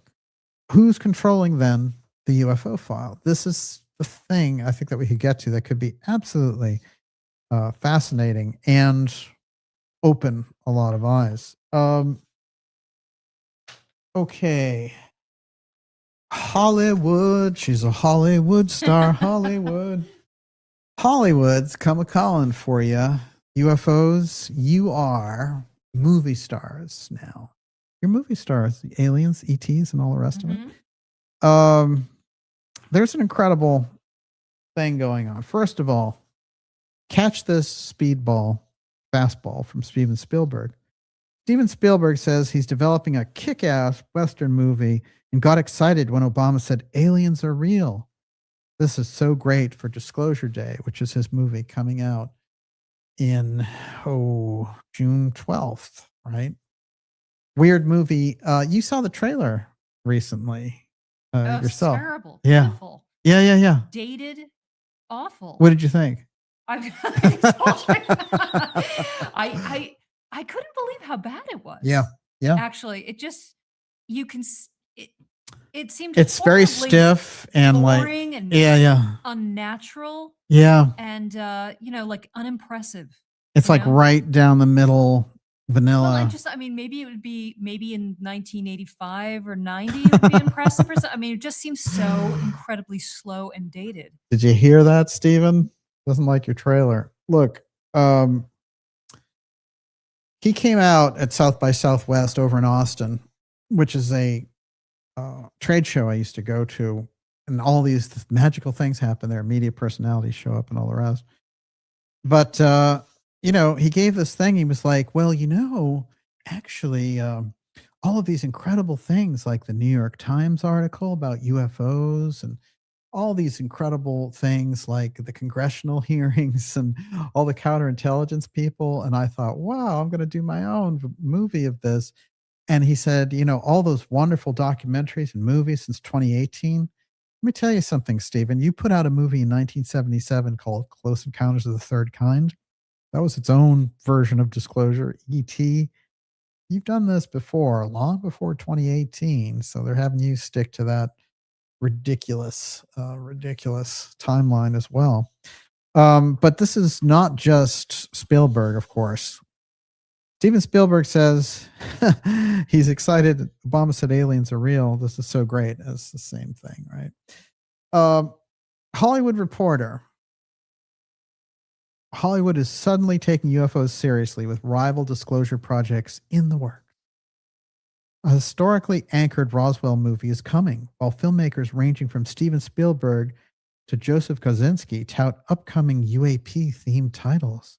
This movie is going to blow people's minds. When President Obama made that comment, Spielberg said, I thought, oh my God, this is so great for Disclosure Day. This is amazing. 2 days later, he stepped back from the comments and said he believed life was in the cosmos, which of course everybody should believe in, because no one should ever think that we are the only intelligent civilization in the entire universe. Speaking about UAPs, Spielberg said, all of you here should read about this and see the plethora of documentaries about this dating back to 2018. This research on this has been going on since 1947, but just 2018, that's the cutoff point. I don't know any more than you do, but I have a very strong suspicion we're not alone on Earth right now. Oh, you know quite a bit, Stephen. Whew. So the Roswell movie, that's coming up too. Now here's the lineup of these different movies, if you're ready. S4, which is a Bob Lazar movie. Okay. By the way, the Bob Lazar thing happened in the late 80s, right? So you've got Roswell, 1947, the Lazar thing, late 80s. And then you have the whole team that made Top Gun Maverick, and they are making the movie of David Grush's life or something like that. And then Lou Elizondo is supposed to be like one of the featured consultants in Spielberg's movie. So what they did, the CIA was clever about this, or the intelligence community in general, is they couldn't really move a lot of these figures through the podcast world. They had problems with a lot of them, Elizondo in particular. And, we exposed him the earliest. And, I did a show, actually, if you go back to 2019 with Gigi Young, just outlining the entire operation, top to bottom. And we went through it very slowly and methodically.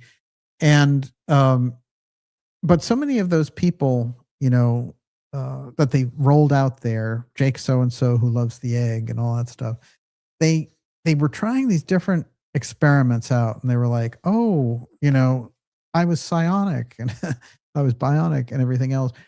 What they were trying to do was figure out which themes were working, and then they funneled that information over to Hollywood for the movie thing, because they're like, that's where we can get the disclosure with the actual, like, the intelligence agencies are behind this, big Hollywood's behind it. We can get some big names on board like Spielberg and others. Let's do it that way. And you avoid all the scrutiny of the others.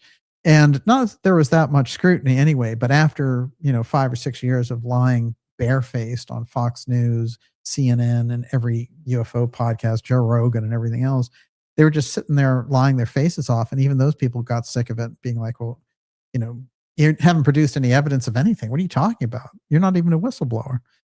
And one of the things that I found out, of course, was that the whistleblowers were being controlled. I put that out into the public, and a lot of people picked up on it. That world of UFO podcasts don't want to hear anything about that, because they want to pretend that they have this guy who's a real whistleblower. Well, they're all controlled by Chris Mellon, the ones that have come out and that we know about. So that's just a fact. I've proved it. Grush was the best example of it. He said, I can't come on your show. I can't say these things because Chris Mellon won't let me. What are you going to do? It's a choice. It's a kind of a choice. They either have to be brave enough to step outside of that. They think they're sabotaging some book deal or a movie deal or whatever it is.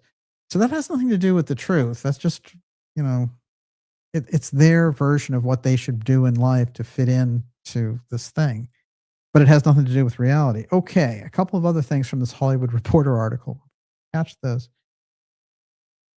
It's quietly becoming a trendy new genre in Hollywood, the serious UFO movie. Yeah.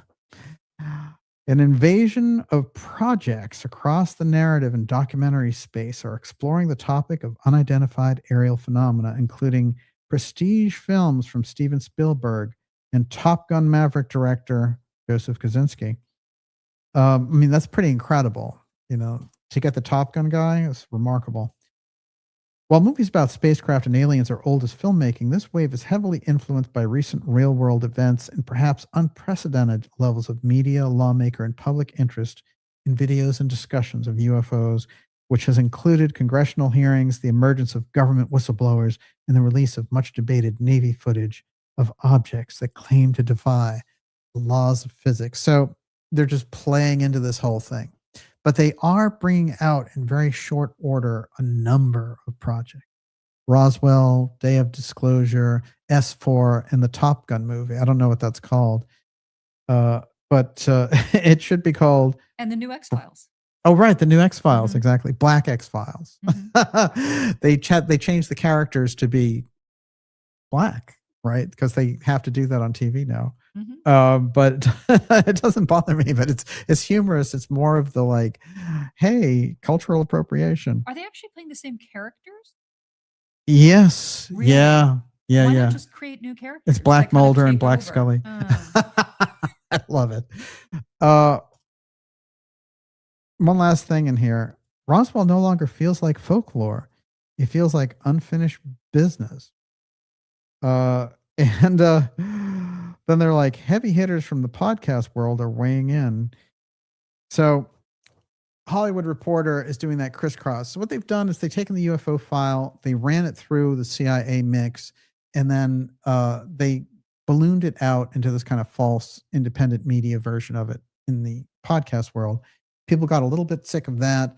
And although you still see it over and over again, but they've decided, well, now we've developed enough of this thing about CIA agents can be, characterized as whistleblowers. And now we're going to run it through the movies and see how that plays. So this is the nature of the state of the false disclosure around it all. And then in the middle of that mix, you had the whole thing about Obama saying, yeah, aliens are real. And then Trump is going to, do his announcement on July 8th. And that whole rumor that got started. And then Trump coming out and saying, I'm asking them to reveal everything about the UFO file in these different agencies in the DOD.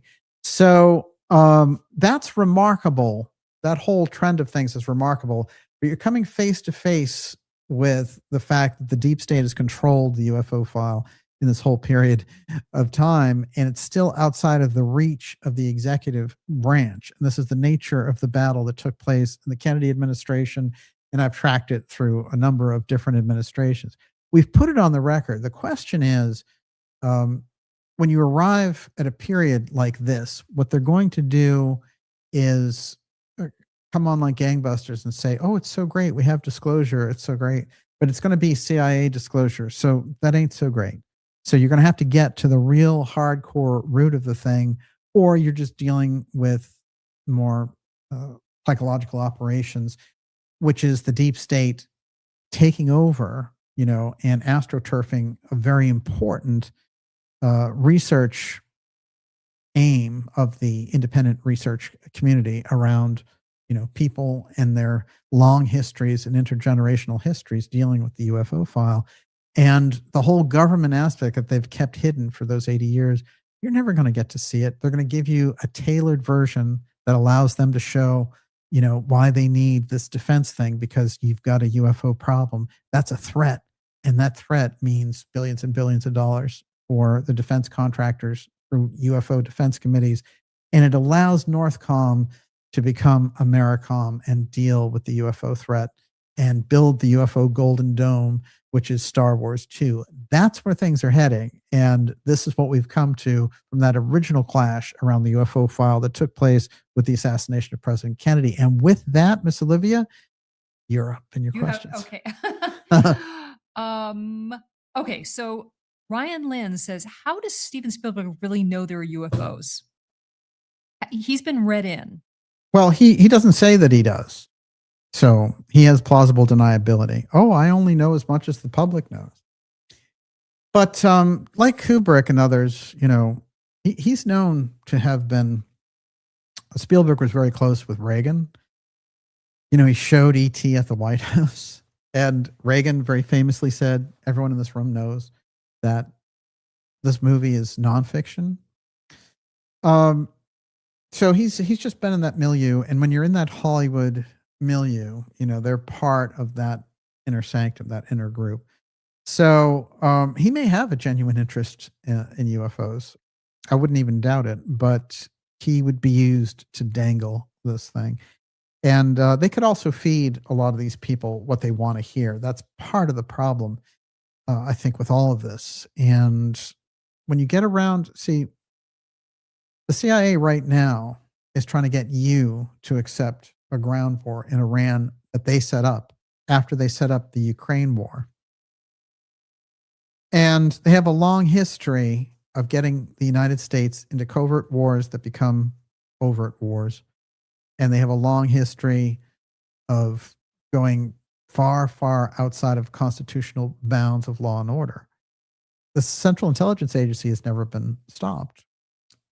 The problem is the idea of the alien aspect with the intelligence community in charge is that they are Class A liars.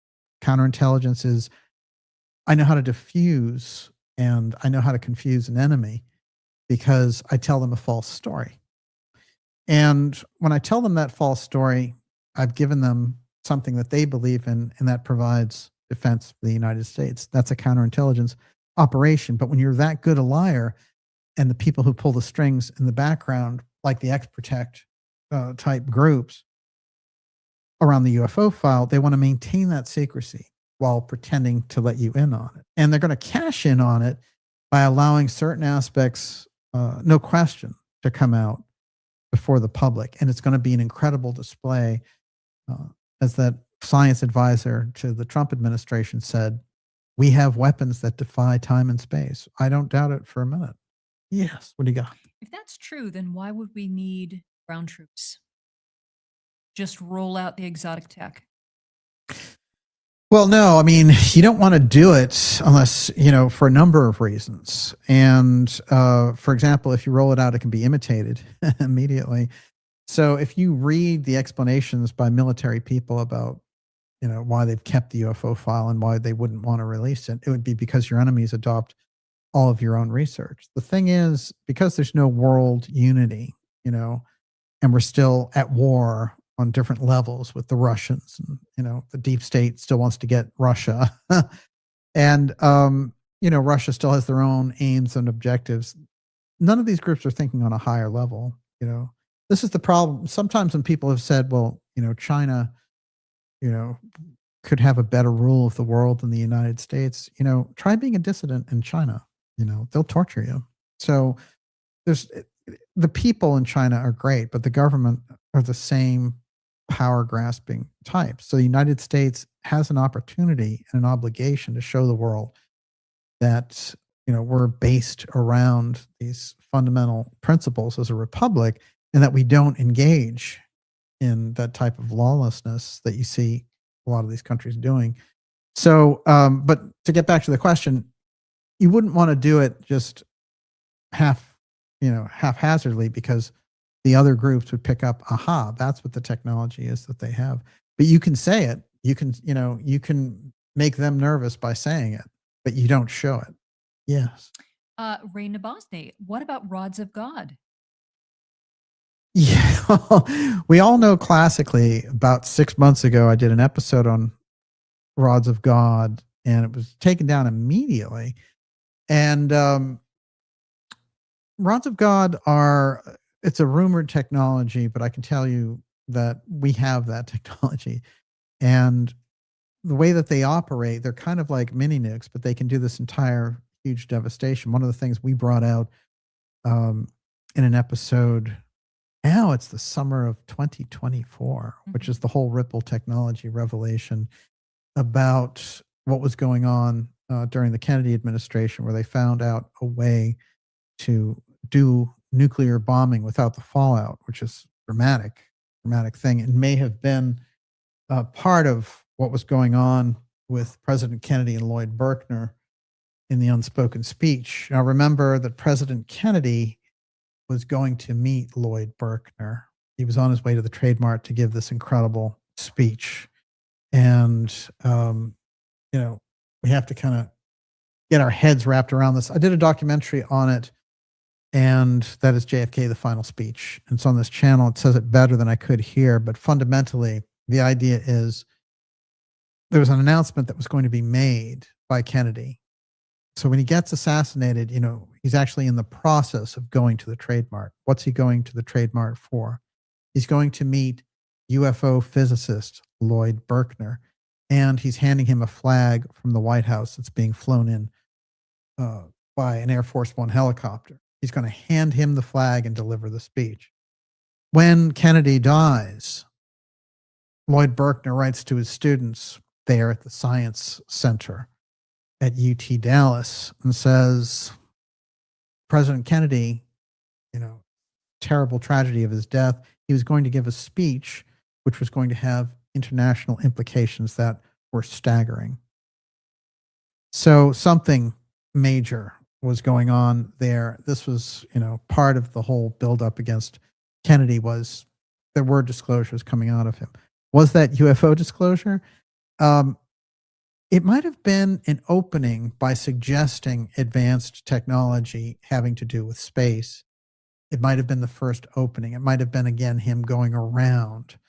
Because remember, the Central Intelligence Agency, when he said, I'm going to share these cases, the high threat cases of the UFO file with the Russians, the Central Intelligence Agency said, well, this is not we don't think you should do this. And he said, well, and I've instructed NASA, I'm instructing you, give me those cases so that when they see these UFOs going over their nuclear bases, they don't think it's us causing World War III. We need to get that enshrined as part of the, test ban treaty and the other things that we're doing with them.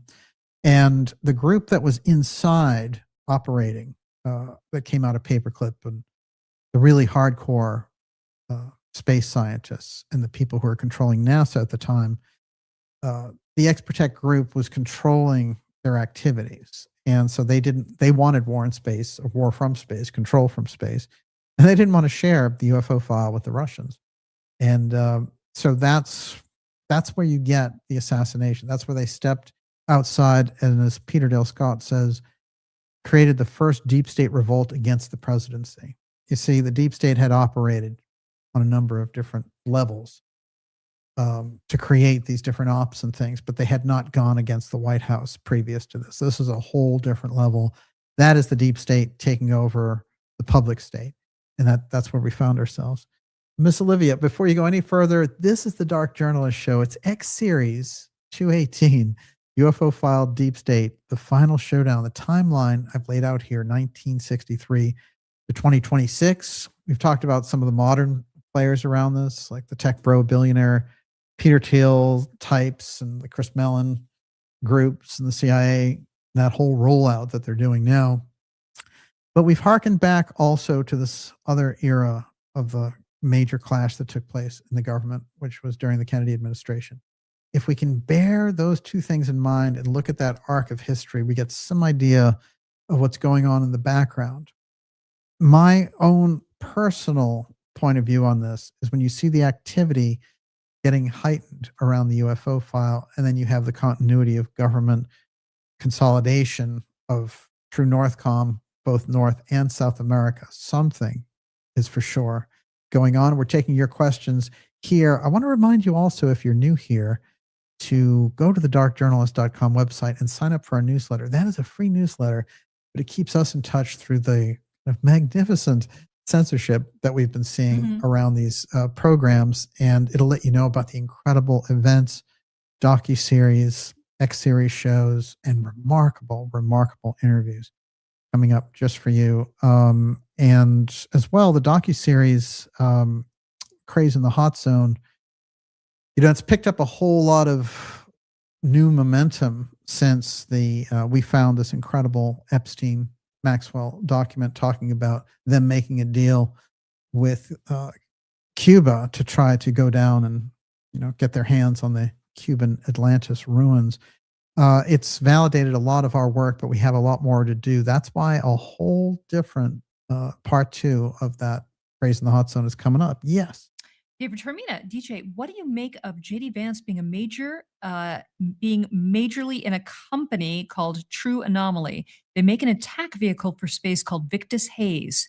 True Anomaly sounds a lot like disclosure lingo, doesn't it? Oh, isn't that interesting? It reminds me that the Trump sons were just outed as investing in attack drone companies. And there could be a huge I mean, there's a conflict of interest there for sure. But Vance there's no question, in my opinion, especially in seeing how close he is with Thiel. He's in an unusual position, and he is being rushed up that ladder, and he was part of the deal of those, that whole group putting Trump back in the White House. And I think there were high hopes from Vance, but I think what he's demonstrated is that he does not have he's not very independent. Not that he should go against the president on everything, but I think we've seen him play out in public, and what he's tried to do is act like a mini-me for Trump, and it doesn't work on a guy like him. I don't know why. You can't be like tough, nasty. It's such a New York thing, I think, with Trump. It's the chakras. Yeah. I was like, they're just not aligned. You can feel it. He's, he'll drop an F-bomb or something, and you're just like, it just seems ridiculous somehow. And so he's not somebody. He's a 40-year-old guy who's never really looked in the mirror to see what's in there. You know what's interesting? In a completely different way, you know how Nixon was trying desperately to be something he wasn't? Yes. He's like that. Yeah. And you feel that. Yeah, good point. Alignment, and you're uncomfortable with it, but it's hard to put your finger on exactly what it is. And he would make more sense being like a college professor or something like that. He's a terribly mild-mannered, I think, a kind of a gentle soul in there, and he's trying to put on this armor and this swag. It's just not who he is at all. Yeah. It's why so many people think that he's gay, that he's sort of effeminate, Mhm. and and it's interesting because he has a soft nature. Yes. Yeah. I think that he does. He's trying to be something that he's not. That's for sure. We know he was one of the biggest critics of Trump before developing into this Senate persona, which was facilitated by Peter Thiel. And, that's 2022. How long was he in the Senate anyway? 2 years. He's a venture capitalist. This is not, this is more kind of maneuvering in the background. So is he going to be a puppet, or is he going to show himself to have some strength to stand up? It's not that during wartime he can go against his own commander in chief, but he could say, I have misgivings about where this could be leading, or something of that nature, to show that there's some kind of fruits of independence in there. Because a number of people, remember, what they're doing here is very interesting, because they're turning Trump's own supporters against him. It's a brilliant kind of tactic on the deep state side. And somehow they're guaranteeing Trump that this will all end up okay for him and his administration, his legacy, and all this, and all of the people he wants to succeed him, and all the rest. Well, a number of very intelligent politicos are looking at this situation and saying, not only is this going to take Trump down, it'll take down that whole, Rubio, Vance follow-up group, because if you get mired in a war in the Middle East, it's literally anathema for your political career, especially after the American people. Something like 20% of the American people have any kind of faith or approve of any of the activities going on in Iran. It is not favorable. It's an incredible mishap. It's an incredible foreign policy error on behalf of the Trump administration. It's unbelievable. So the only thing that they can do is reverse course dramatically. If they keep building up, you're looking at, Bush in Iraq times 10, and the threats of World War III, with the Russia involvement with Iran, the nuclear aspect, you're ratcheting all these things up. And, not only Iranian hatred, but the Arab states and all these other things. It's a terribly bad move. And it's interesting because I've always seen Trump as much stronger on domestic policy than foreign policy. But this is on another level. So the only thing they can do is get out. If anybody cares about that administration, they'd be giving them the advice, get out. I don't think you could put it any other way. You mentioned Nixon there, and I'm just going to say as a little aside, Alexander Butterfield revealed Nixon tapes in the Watergate scandal, dies at the age of 99. Butterfield is very, very strange character. First of all, he didn't have to reveal anything. Remember this. He didn't have to reveal the taping system. So he was part of this operation to remove Nixon. And at the time, John Dean had raised this. He said, the president has a taping system. And so it was to validate Dean, who was coming in from the continuity of government side, representing Nixon. And then they were able to use his lawyer's testimony to take Nixon down. The person who validated the whole thing was Butterfield, and he's the one who delivered the tapes himself. And what's interesting is they say that Butterfield kept a copy of every tape that was made by Nixon because he was the one controlling all of that. And his own background is quite fascinating. But very oddly, after the Watergate scandal, he got put in charge of the FAA for just a short period of time. But in that period of time, Dorothy Hunt, who was, E. Howard Hunt was demanding all this money from the Nixon administration. Dorothy Hunt was in a plane crash, and that plane went down in Illinois, and she was found to be carrying all this money, probably payoffs back and forth that were going on. But they needed to remove and send that message to E. Howard Hunt. And Hunt, after that was completely demoralized and then went off to prison. But it's interesting that this guy, the same guy who's responsible for the tapes, he gets this weird short-term position to be the head of the FAA, which seems like a totally different job than he had as like assistant chief of staff. So very, very odd.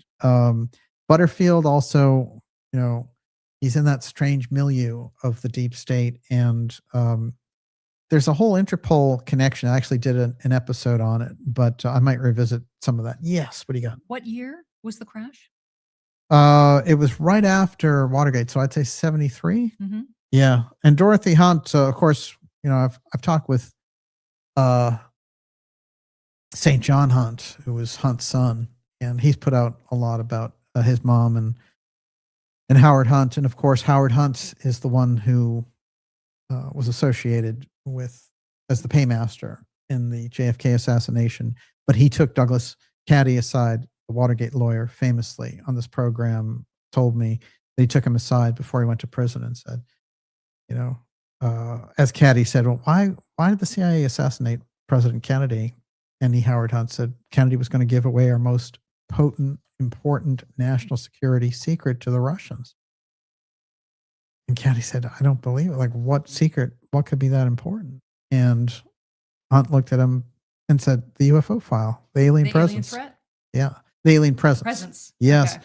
And then walked away and went off to prison, and that was the end of that. But, I asked, a lot of people were like, Caddy, he's cataloged in history. I mean, he's a historic figure. He's the Watergate lawyer. He's the original Watergate lawyer for the Watergate 7. And then another attorney took over. But he's, his bona fides are unmatched. And he went on the record with this. And the UFO field spent all this time orbiting around like, ooh, Lou Elizondo, CIA guy, raised his eyebrow, whatever. In the middle of all of it was a Watergate lawyer willing to tell you that President Kennedy was assassinated over the UFO file. What happened? See, the UFO field, you can see why the deep state researchers think that they're a fluff factory. Mm-hmm. How could you miss that? And Caddy has stuck to it to this day. And we've had him on the program a number of times. But it's very important that when I talked to St. John Hunt, he said, oh, yeah, he and my dad were best friends. He was over at the house all the time. And he was actually Hunt's lawyer.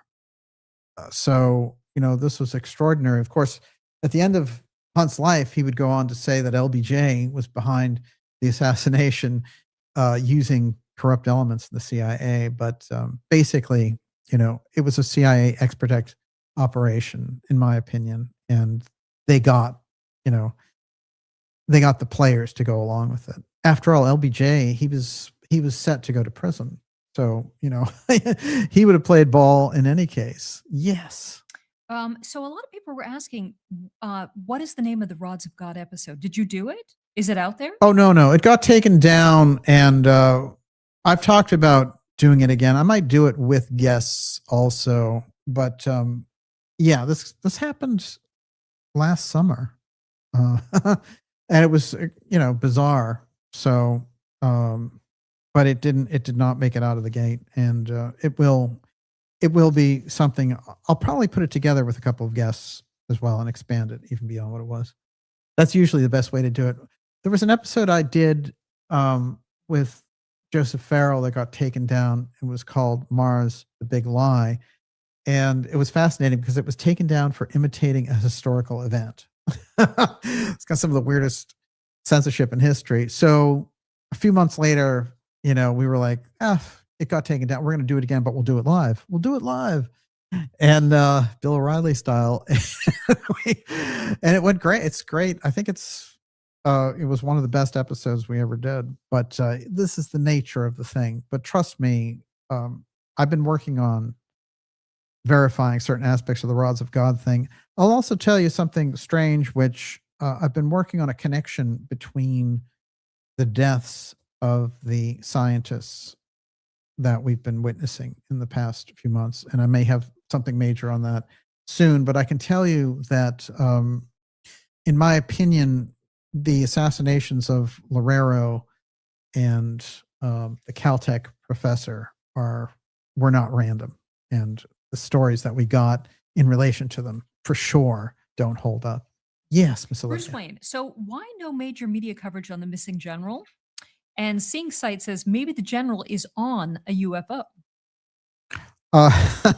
Didn't his wife say something like that and everyone made fun of her? Well, here's a few things to remember about McCasland. One of the reasons we know he was so connected to the UFO file is because emails that were leaked by WikiLeaks in 2016 revealed it. So it's not supposition. It's not,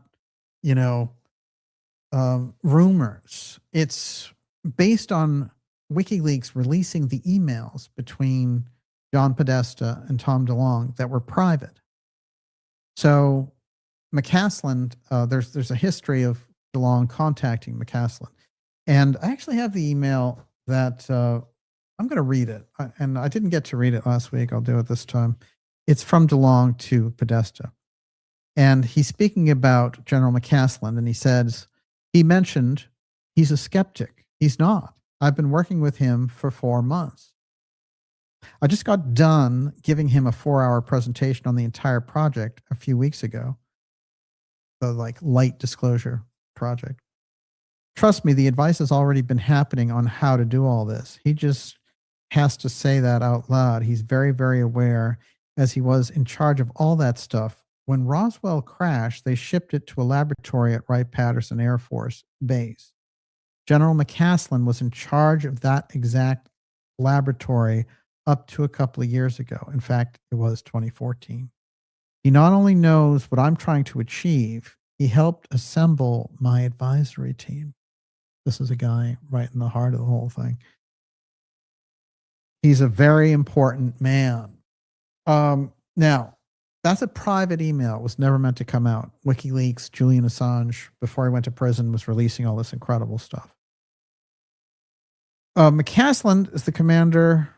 He was the commander at Air Force Research Laboratory, Wright-Patterson Air Force Base. So what happened was, when the Roswell crash took place, and the intelligence officer, went out there with the rancher and looked at all this incredible mile-long wreckage and debris, which is definitely a crash of something that we would assume was alien craft.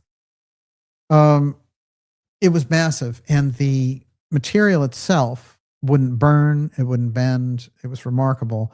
And then all of these beams that were attached to it had all these hieroglyphs on it. And you've heard this Roswell story. We did a Roswell Reignited 3-episode trilogy last year, and it's a mind-blowing piece. But one of the things I'm going to bring around on all this which will really give you pause about how important Roswell is. When we think about McCasland, think about Roswell. Now put it on this level in your mind of this historical event that took place in 1947. I'm going to read you something that was in my Roswell Reignited program. And let's get your head wrapped around this. Now, there's an officer, Air Force major, who works for NORAD in 1963, and he has to go to DC, and he goes and he meets with his superiors, and they give him his instructions, and they're trying to kind of indoctrinate him and get him into the CIA, but he's not going for it. So what happens is he misses his flight from DC back to Colorado to go back to NORAD, and the person knows that he's come in from this particular general he just had a meeting with and says, why don't you take one of these planes over here? And the major looked at the plane and he said, I don't recognize that insignia. And there's no flag, there's nothing identifying it. But he goes in and he sits on the plane. And then the pilot comes on and doesn't say anything to him. Then the plane takes off and it's heading to Colorado. And this happens to be the November 22nd, 1963. It's the day of the assassination. And as he's going along there, the pilot says, we need to make an unscheduled stop near Dallas. There's been an assassination of the president. And he comes on and gives this announcement. And so the plane turns around. It's going down to Dallas, and it lands by the Trinity River. And then these two guys get on who are in these kind of construction overalls. And they come out of what looks like a construction vehicle. And the plane has landed not in a normal airspace. It's landed on a weird kind of construction road by the river. And one of the guys comes on and this other guy comes on. They sit there. They don't say anything. And then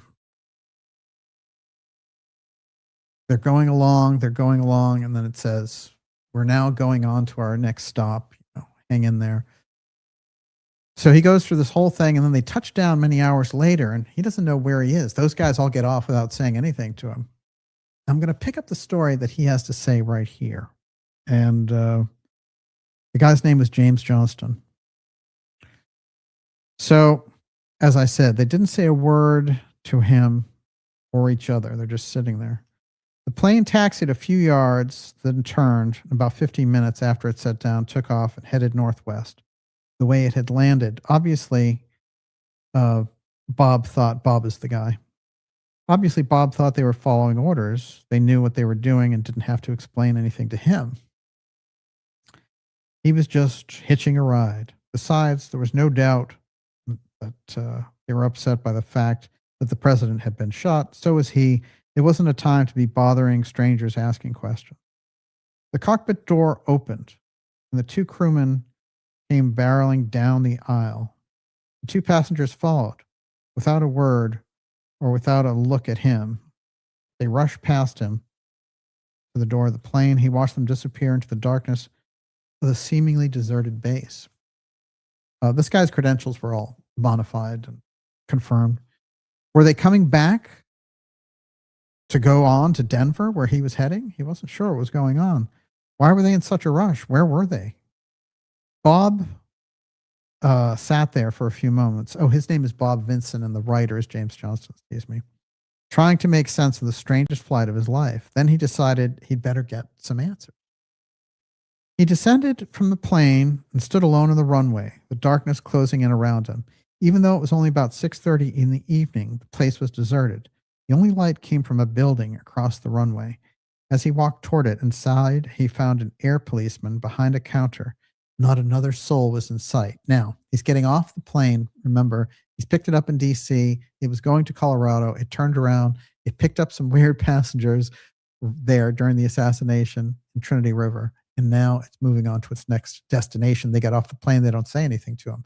Now, the person who got on the plane, there are two people who got on the plane in the overalls. One of them was Lee Harvey Oswald. The other one was a strange-looking Cuban, tall Cuban.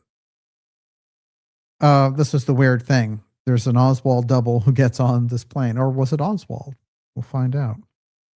So now they land in this weird location. They rush off. They don't say anything to him. He's sitting around like, are we ever going to get back to Denver? What's going on here? Well, I need to get to my NORAD post. So he gets off the plane. He goes into this place. He sees a little light and he finds an MP in there. And he goes, hi, can you tell me where I am? Yes, sir. You're at Roswell Air Force Base in New Mexico, the AP said. Roswell, the UFO capital of the world, where unidentified flying objects had been sighted again and again, and where Bob was later to learn the CIA had a secret base. He didn't know any of that back then. I thought I was going to Denver, Colorado, he said. No, sir, you're at Roswell. Well, I guess this is as far as my ride is going. How can I get downtown and catch a bus?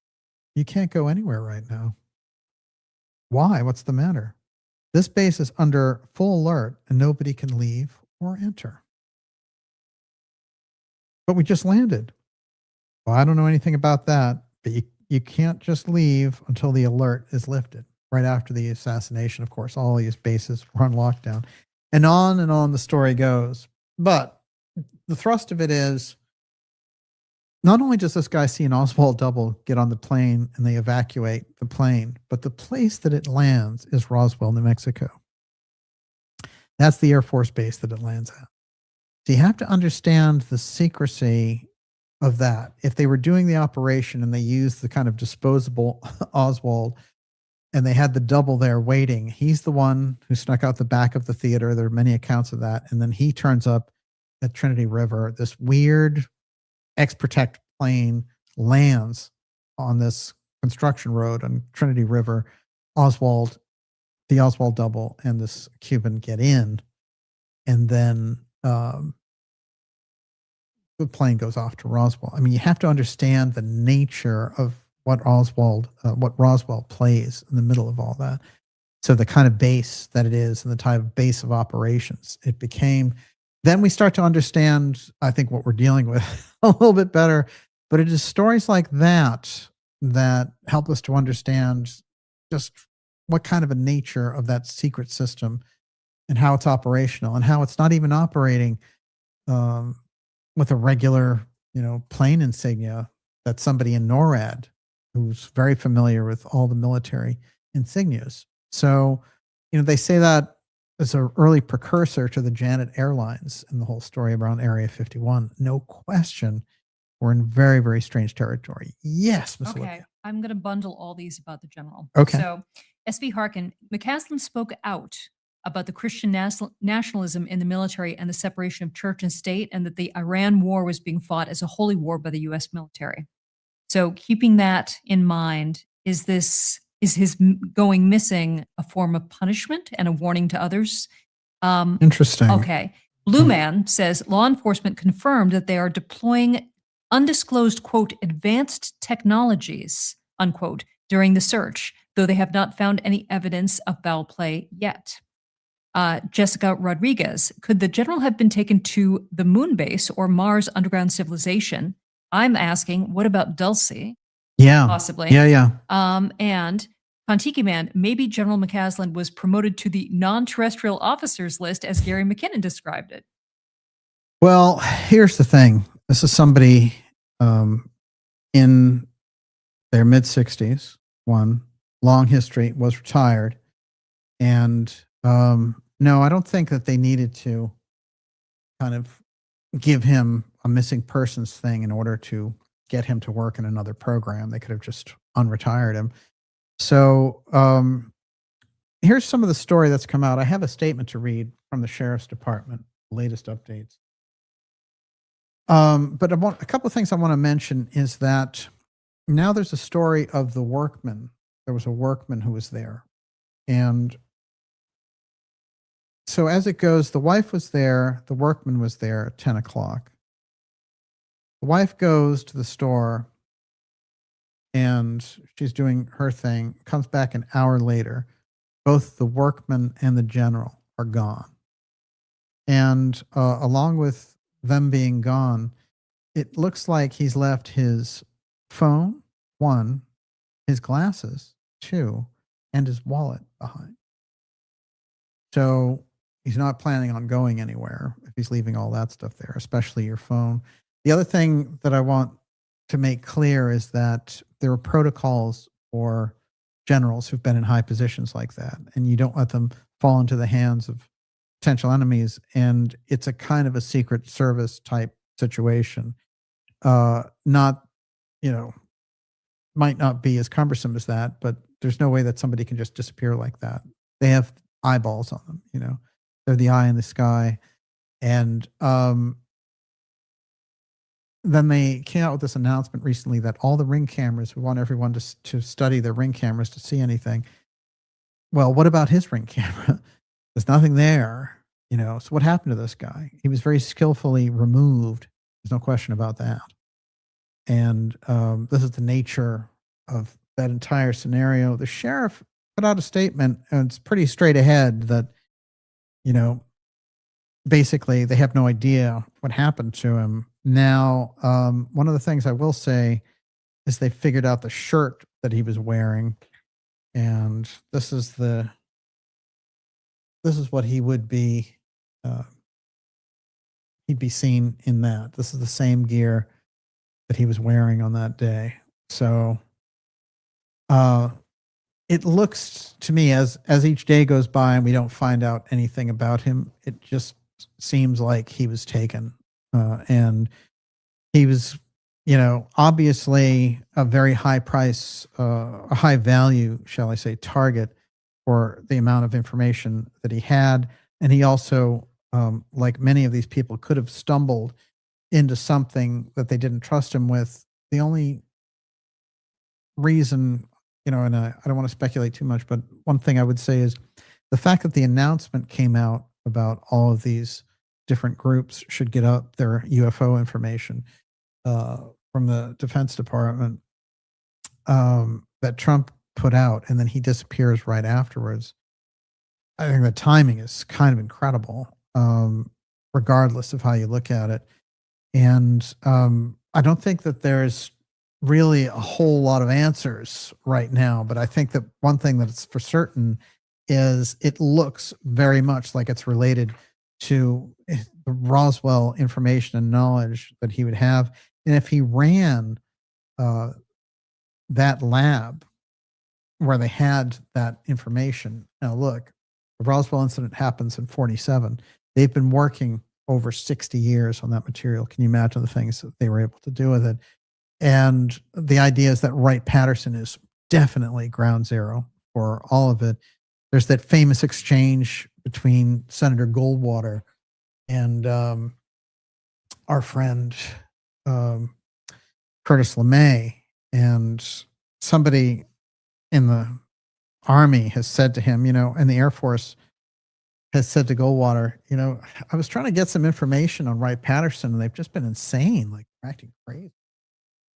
And so he called up LeMay and he said, "Was it true you're keeping like UFO relics? You're redeveloping UFO material and Wright-Patterson and Hangar 18? Like, you got to tell me. I'm a U.S. senator. I've been your friend." And LeMay said, "If you want to stay my friend, you'll never ask me that question again," and blew up at him, which was not normal for their relationship. So definitely, they've got UFO file material there.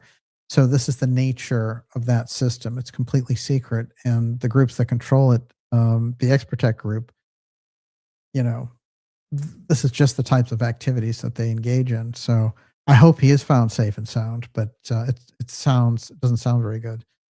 Everyone, you're watching the Dark Journalist Show. This is X Series 218. It's the UFO file Deep State Final Showdown. We're taking your questions now. We're going to take a couple more questions and then round out the evening, going deep into all of these connections coming up for Disclosure Summer while we're in the middle of this entirely unfortunate war scenario, shall we say. But how do these two things overlap? This is a crucial consideration in the things that we've laid out tonight in terms of the COG upgrades. Yes, Miss Olivia. James Martin says the generals going missing coinciding with the Iran war is interesting timing. Kalen Hoffman says he took his wallet and his gun. Oh, yes. Okay. Yes. He did. Well, they can't find the gun and the regular holster. At least they haven't found it yet. So obviously, I'm sure everyone wants to know about the repairman and what his impressions are. I hope they give out some of that. We can't help but notice that, you know, as we've reported, the acclaimed Caltech astrophysicist was killed just a few days before that. So Carl Grillmere was shot and killed in his desert home in Llano. And they have this very shaky suspect, you know, that I've mentioned, Freddie Snyder guy, who was supposedly carjacking, you know, this homeless carjacking guy. But I don't know. Grillmere is way out in the middle of nowhere. And, you know, to get some homeless guy carjacking stuff and shooting people up there. And this guy had a record and everything else. But as I mentioned, he wasn't known as a killer. He just was a thief, you know.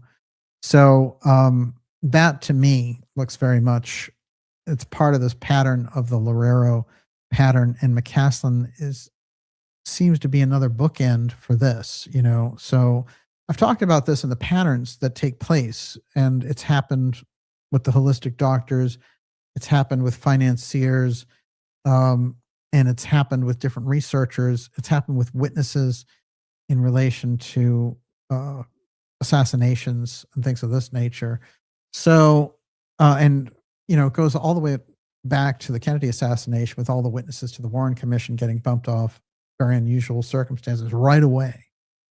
You know, as I mentioned, there's a guy who was somebody who was following the person who shot Officer Tippit all the way back there, William Reynolds. And he told them, no way, Oswald was not that guy. The other guy was short and heavy. So the person who shot Oswald was totally different. And this guy followed him. So what are you going to do with that? So he goes back into work at his auto shop and somebody shoots him in the head. So that's the same day that he's interviewed on this. And then he survives. And, you know, they investigate and try to figure out, you know, who is this guy who's waiting for him? Well, it's another extension of the people who shot Tippit and killed Kennedy. After all, it's a network, and it works high and low. So some of that network, you know, can be like a low-level mafia guy that you just sit in there to rub out a witness. On the other hand, on the high end, you have Ed Lansdale. And I think I forgot to mention in relation to Ed Lansdale about all the Mr. X thing, that Ed Lansdale was, according to Fletcher Prouty, in Dealey Plaza.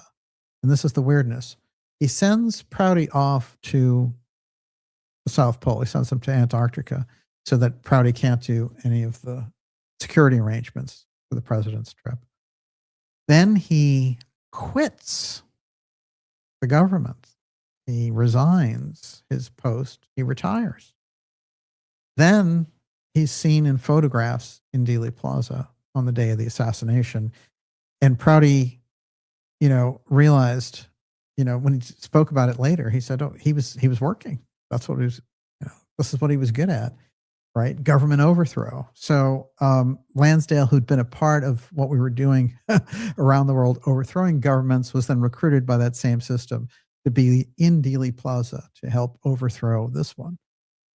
And that's why they had sent him off. But the Antarctica connection there is strange, considering the research I've done around Antarctica and the Kennedy assassinations. Two more questions, Miss Olivia, and then I'm going to read from this story and we're done. I'm going back to the general, and I just thought it's weird that we haven't brought up alternative 3. Oh, yes. And, you know, that's what it looks like we're looking at. Oh, absolutely. And when you read the different things, I mean, first of all, he was involved with Blue Halo. And I've put on the record that Blue is the name of that program. And what I believe they were doing is the work that he was doing in that lab was being funneled through Blue Halo. And if you read the background on them, it's quite fascinating. A Virginia-based defense contractor has said the project the Golden Dome project, which they're a part of. As I've said for all along, that the Golden Dome is a UFO defense grid, the way Star Wars was. Trump let that out. He let it out that it was Star Wars too, and he stopped saying that. They must have given him a little bit of caution on that. But this is the guy, Jonathan Moneymaker. Hey, hi, I'm Jonathan Moneymaker. I'm just going to walk around using the name now. In an interview, he said, a comprehensive Golden Dome could become an all-encompassing threat response with a buy-in from all areas of defense tech and AI industries. Blue Halo develops cost-effective counter-drone systems. Well, if you can counter drones, you can also counter what? Remember the battle that was going on during the COG Northcom thing when they were doing the New Jersey drones? Well, Northcom was running an exercise, and that was called Synchronized Homeland. That little battle scenario they were doing was UAP versus UAS, unmanned aerial systems. And so you would, you'd be floating these high performance drones against UFOs, basically. But this guy's like, we actually don't need to use the Golden Dome just for missiles. He says we can make it a comprehensive system so it can be a threat response, a buy-in from all areas of defense tech. And then he goes, agencies like Northcom, Space Command, and missile defense agencies may all have requirements and varying levels of ownership, raising responsibility questions. So, basically, this whole thing about the Golden Dome, and here is Blue Halo, which is the last company now that McCasland worked for, and he was a consultant. And there's Blue again, staring you right in the face. Now, I will read the sheriff's report real briefly since you mentioned the general. And again, he's been missing now since February 28th. And so it's, the possibility of him getting safely returned is getting lower with each day. I think the last thing I want to mention is that science unit was a several $billion unit on paper. We can only imagine what they were doing in the background. So this guy was running a very heavy duty project inside of Wright-Patterson. Updated timeline description in search for William Neal McCasland. So the county sheriff's office continues the missing person investigation into the disappearance of 68-year-old William McCasland, last known to have been at or near his residence in the area of Quail Run Court on the morning of Friday, February 27th. Silver alert remains in effect. McCasland remains missing. As previously stated, Mr. McCasland is a retired U.S. Air Force general, and the Bernalillo County Sheriff's Office is the lead investigative agency and continues to coordinate with partner agencies in support of the investigative follow-up.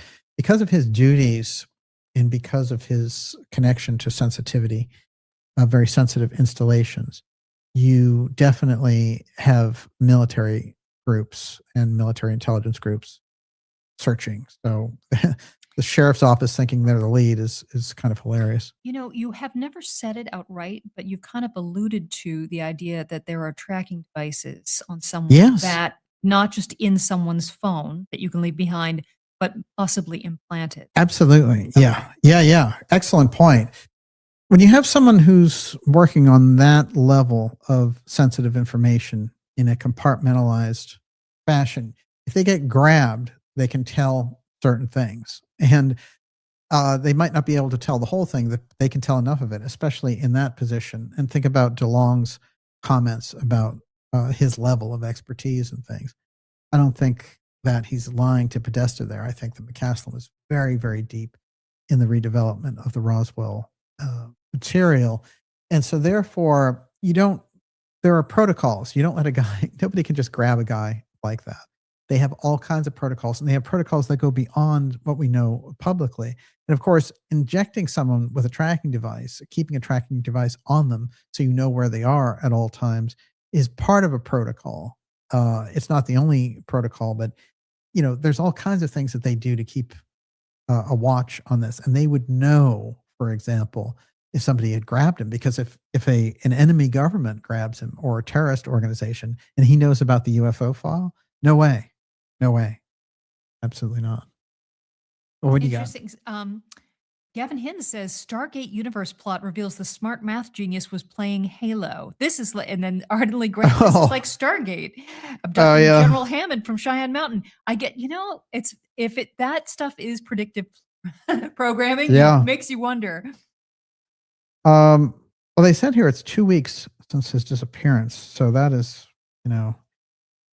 Here's the piece that they mentioned publicly. Approximately 10 a.m., a repairman now showed up.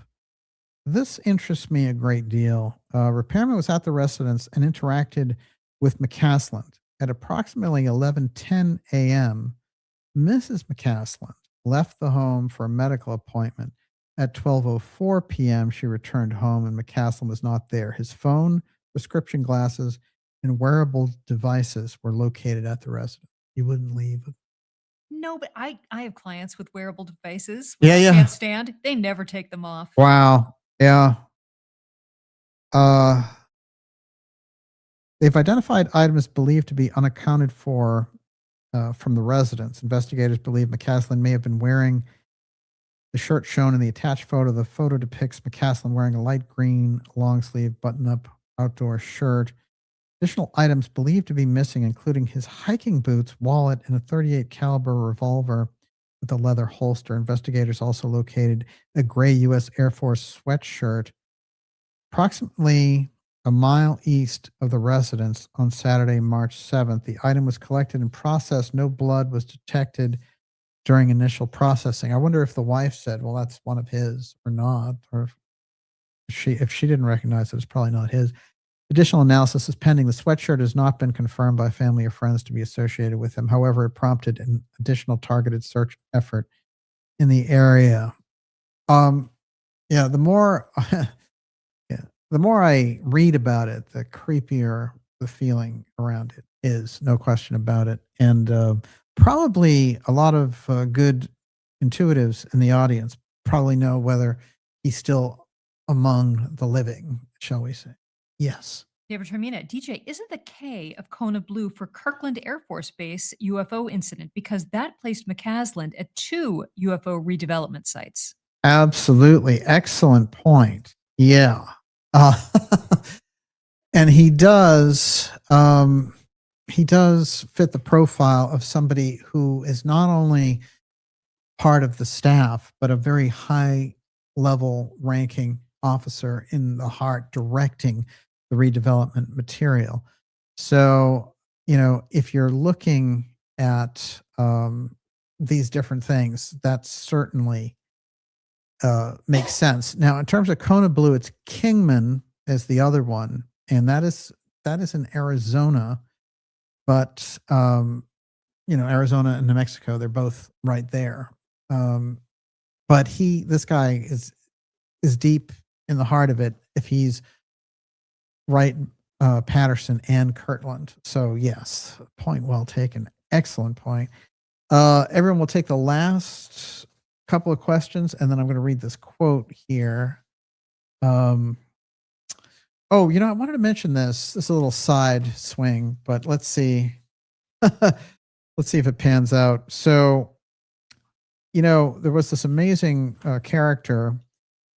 His name was Dr. Frank Stranges. And it's very interesting because he was a prominent 20th century ufologist and evangelist, a weird combination. One of the things he did was he did these kind of minister services at the Pentagon. And he wrote this famous book, Stranger at the Pentagon, about Valiant Thor, who was this person who showed up and said, I know all these different things, and I'm from another planet. And I think that they came out and said the planet was Venus, which is ridiculous, but they played this whole thing through. Now, Val Thor is a very interesting legend because a number of different people have come up, including there's a number of different stories that include him, including the Schneider account, and, all the fascinating things that came out of his story. So, Phil Schneider. So, what's interesting is basically the story is he's doing these kind of minister services, and he becomes aware that there's this guy going around the Pentagon, and he hears the story. The guy is from another planet, and he wants to meet with our Pentagon officials and all the rest of it. And it becomes the legend of Valiant Thor. Strangers claimed in 1959 he was taken to the Pentagon to meet Thor, a Venusian emissary who had arrived on Earth to help humanity with issues like nuclear weapons. Now, of course, the story is so far-flung, and yet it's that street legend that hangs out there. But I will say this about Strangers. I had one of those weird crisscross moments between deep state research and UFO research. Well, I'll come to that in a moment. Stranger at the Pentagon, his most famous book, details this alleged interaction, suggesting Venusians were operating with U.S. government knowledge. Strangers held degrees in theology and psychology, and he was working with a group, not NICAP, but they were called National Investigations Committee on Unidentified Flying Objects, NIC UFO. And the LA Times ran a story on him in the 1980s, which was called "What Interest Do Space People Have in Pyramids?" This is so weird. It's such a weird article. What is this from? 1985. Wow. And it lays out such strange information. And then at the end of it, busts the balloon and tries to make him look like a fool and everything else. But there's a number of things that he talks about in here. If I read the article, I think you get a big kick out of it, but I'll kind of condense the whole thing. And basically, what happens is when I was doing research around Fred Crisman, who is associated, of course, with both the Maury Island incident and the Kennedy assassination, and was questioned on the stand by Jim Garrison. And Jim Garrison was convinced that Crisman was a Boeing assassin who took part in the assassination. He's also the guy who owned the boat in the first UFO case, of course, and that's the Maury Island case. And I knew a terrific writer named Ken Thomas who did the Maury Island case book, and he gave me so many great details about it. But one of the interesting things is that when Crisman went forward, he wrote a big long screed against NBC and said that they had taken his life story and turned it into a popular series in the 1960s called The Invaders, starring Roy Thinnes. And that series is very strange. It's like a setup for the X-Files, but it's this whole thing about tracking aliens and all the rest of it. Well, this guy is saying that was my life story. That's what I did for the government, basically. And yet he's grabbed by Jim Garrison for the investigation in New Orleans, the president's assassination. And it's learned that Crisman has made a series of calls to Clay Shaw, who Garrison is going to investigate for being involved in the assassination of President Kennedy. So in the middle of all this, you have a character named Thomas Beckham. And Thomas Beckham is associated in all of these anti-communist groups. And he's thought of as a strange militant who might have had something to do or might have been one of these players used in the assassination. And right in the middle of this story about him, very strange thing shows up. He's a member of Frank Strange's UFO group. And he's also mentioned in Garrison's investigation of Crisman. So here you have again this assassination milieu in the kind of intermingle between assassination ex-protect groups and the UFO file. And it makes me wonder, because I've tracked the ex-protect group for so many years, if it isn't in that milieu of these militants and assassins that they don't recruit directly for the ex-protect secrecy file around the UFO file. So there was yet another example. But the fact that it had anything at all to do with Strangers was very strange. The other thing that was in that article is that Strangers said the men in black are Lucifer's angels. He offered this defense against them. If you've not yet I'm going to get a better quote than that one. Let's see. Yeah. So his lecture series was called The Conspiracy of Secrecy. Strangers said the FBI and the CIA had tried everything to keep him quiet. One agent, he said, even knocked at his door and asked him, "Why don't you just go on to preach the gospel? There's millions of dollars to be made in religion." I said, "That's what I'm doing. The gospel means good news." Strangers occasionally called for testimony from his flock, just for a show of hands. How many of you might have seen an alien creature but won't tell anybody about it? So he goes on and he's doing this whole thing. And there's one more quote in here that's worth it. Oh, so we're talking about Wright-Patterson with McCasland. Here's the Wright-Patterson tie-in with Strangers. He describes a Mrs. G, formerly employed at Wright-Patterson Air Force Base in Ohio, who, he said, had told him she personally recorded the collection at the base of more than 1,000 crates of spacecraft UFO debris, including, quote, the mutilated bodies of aliens. So, just something to keep in mind about the level of secrecy operational at Wright-Patterson when you think about it. If it's thousands of objects, then you could see why, for example, Curtis LeMay blew up at Goldwater. Think about that. And with that, Miss Olivia, your last question. That's a tough one. Okay, so Atlantis Rising. Does the UFO file contain any archaeological info that you're aware of, and did JFK know about it? I thought the plan was for Bluebeam to start after a major archaeological discovery.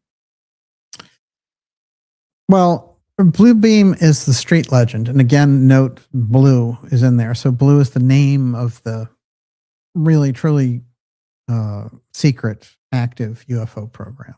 It's Blue. And I demonstrated it through research. And when I did a documentary about Blue, then a number of counterintelligence people got in touch with me and wanted to know how I had figured it out. So the Blue research is solid. I mean, I've laid it out in a number of different places. And so it's interesting to me that Bluebeam was the name that was adopted for this whole street legend around the UFO invasion. But Bluebeam works, I think, as a term, as a general term. In terms of what Kennedy wanted to do, he wanted to prevent the wrong forces from just moving on and creating this situation of complete secrecy around the UFO file. And he understood, Kennedy was a very capable politician. He understood levels of secrecy and he understood spycraft and everything else. He just thought that where things had gone, that they were creating their own system and it was far outside of the constitutional system. So he saw them in this capacity and he realized from the way that the founders had set it up that the executive branch should be much more powerful than this completely illegitimate creation of the CIA. And it's quite interesting because it's Harry Truman who, a month after Kennedy's death, will write, "I didn't create the CIA to do any of the things that it's doing. We may have to reform it or just get rid of it if it doesn't stop because it's casting a shadow over all of our efforts." There's no question that that was his response to the Central Intelligence Agency assassinating President Kennedy. But Truman had a long history of the UFO file. All of those things that were the major cases took place in the first term of his presidency. So, including Roswell and others. But he goes back to 1941 because of the Cape Girardeau crash. And that's the first crash where there's recorded bodies and all that previous to Roswell. He's the senator. And it's very strange because Missouri at the time was not a very, the kind of place that you would go to. It wasn't a powerful political state at the time. And it wasn't the place that you would go to for your VP. And what's very strange is that Henry Wallace was supposed to be the president there with FDR. He was going to be vice president. And whoever got in there with FDR was going to be president pretty quick because of the health of FDR. And, there were all these quick shenanigans to throw him out, Wallace, and stick Truman in. And then when Truman got in there, he's dealing with all of these UFO situations. And part of the development of the Central Intelligence Agency is to control that secrecy around the UFO file. That's where all of the MJ-12 parts come about. There's no question there was an MJ-12. Are there some faked documents along the way? There's no question about that either. But it's a very solid piece there. There's no question about it. I'm going to read a quick thing to wrap up that thought around this Chrisman connection with strangers. And I quote now from my friend's book, the late Ken Thomas, on Maury Island. The name of Dr. Frank Stranges, who remained involved in UFO circles until his death in November of 2008, came up once more in research surrounding Fred Chrisman.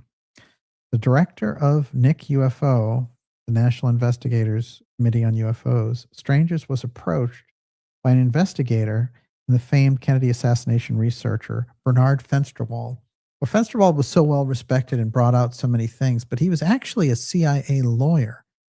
So everyone always wondered where his loyalties were. But here was the CIA lawyer bringing out all this impeccable stuff in the 70s and 80s on the Kennedy assassination.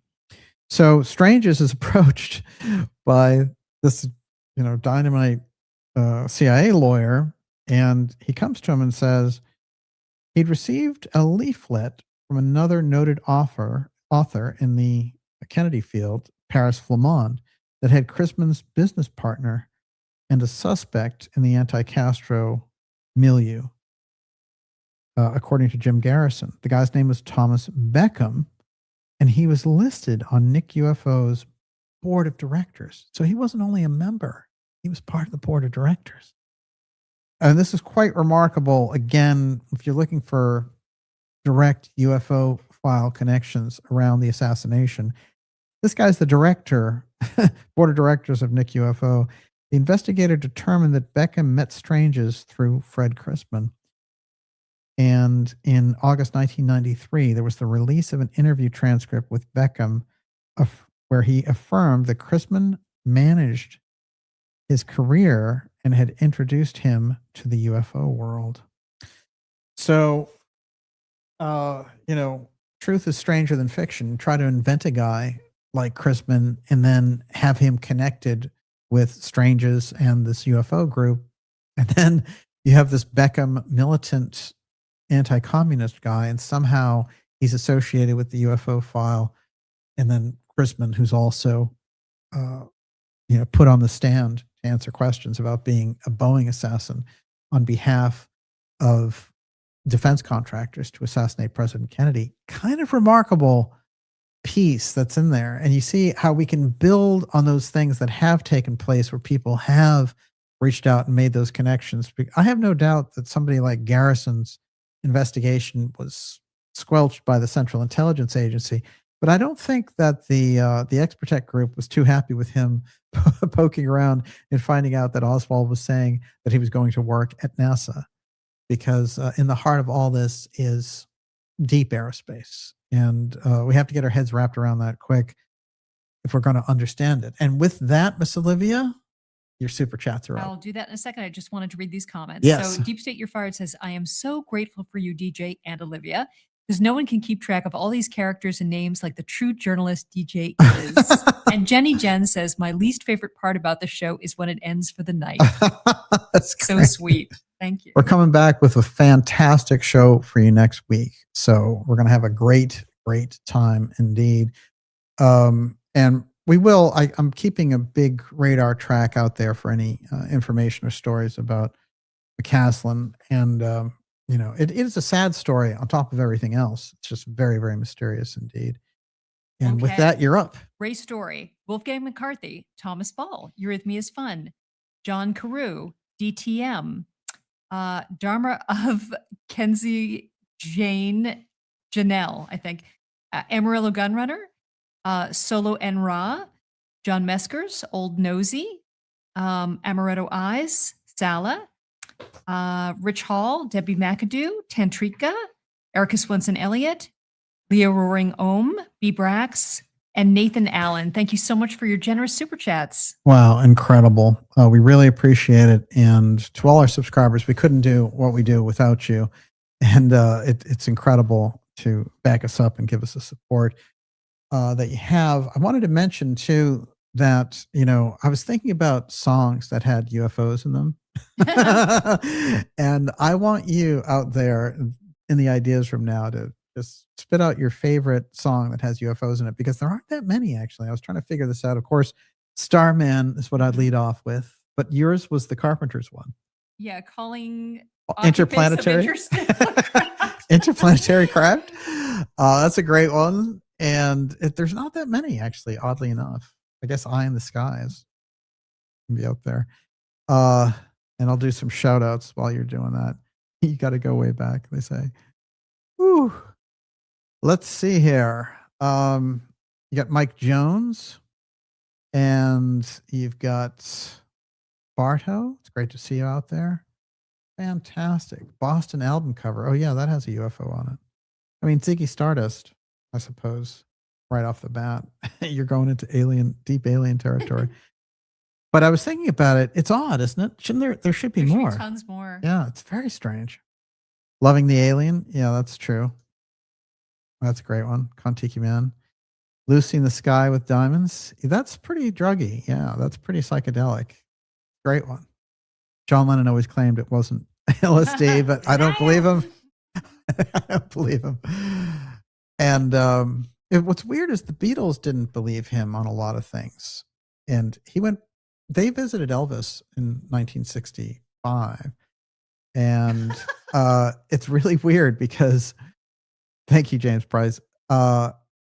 He would tell the story later and said, yeah, we jammed with Elvis and all this stuff. And the other ones were like, oh yeah, sure, we jammed with Elvis. No, we met and we talked. Like, we didn't jam with him. He had TVs on and stuff. And he was wearing a bass, but that's not the same thing. John Lennon had a weird, stretchy imagination. Remember Earl Slick, who was Bowie's guitarist? And years later, when Lennon was coming back, just before he was assassinated, he has this story about getting chosen to be a studio musician for John Lennon. And he goes into the studio, and John Lennon walks up to him and is like, hey, I remember you from the David Bowie days and all this stuff. And Earl Slick is like, I think I would have remembered, meeting you. You're like the most famous man in the world.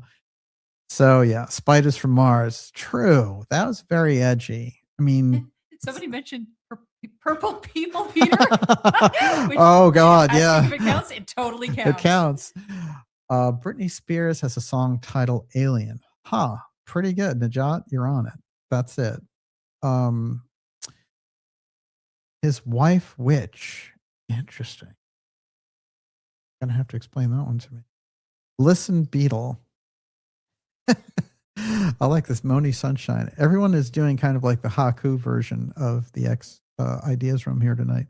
Let's see. Children of the Sun, Billy Thorpe. We got to check that out. Everybody mentioned that one. I've never heard of that. Oh, I took a trip on a Gemini spacecraft, right? That's one. That's the legendary Stardust Cowboy. And Bowie covered it because Bowie had grabbed the Stardust from his name. And he is this, legendary Stardust Cowboy is like this total bizarro freak character. Oh, this sounds good. Jim Sullivan was a singer-songwriter who released a 1969 cult folk rock album called UFO. So maybe they're all about UFOs on. Oh, interesting. Yeah. Yeah, there was a band called UFO, correct? Roswell's Spell. The Pixies. They did they did one that was about Roswell. I mean, they did Roswell Speedway, but they did another one also. That's interesting. Okay. Pretty good. Not bad. Agartha by Africa Bombata. See, we're getting desperate. It's weird. I don't know. I mean, have we overlooked some? I think we have overlooked some. This is going to be fun. Come on. There has to be a lot more than this. UFO Tofu. Neil Young. UFO Rocked. Have you seen the Saucers Jefferson Airplane? See, I don't know that. That's interesting. Okay. Now we're getting somewhere. Can you think of any others? Well, Ivan Langley says Hangar 18 by Megadeth is amazing. I bet. I know the movie Hangar 18. Definitely strange. Space Cowboy, Steve Miller. Pixies The Happening? The Happening. Yes.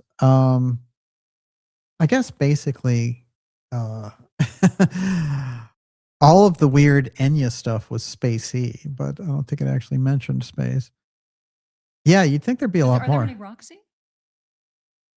No?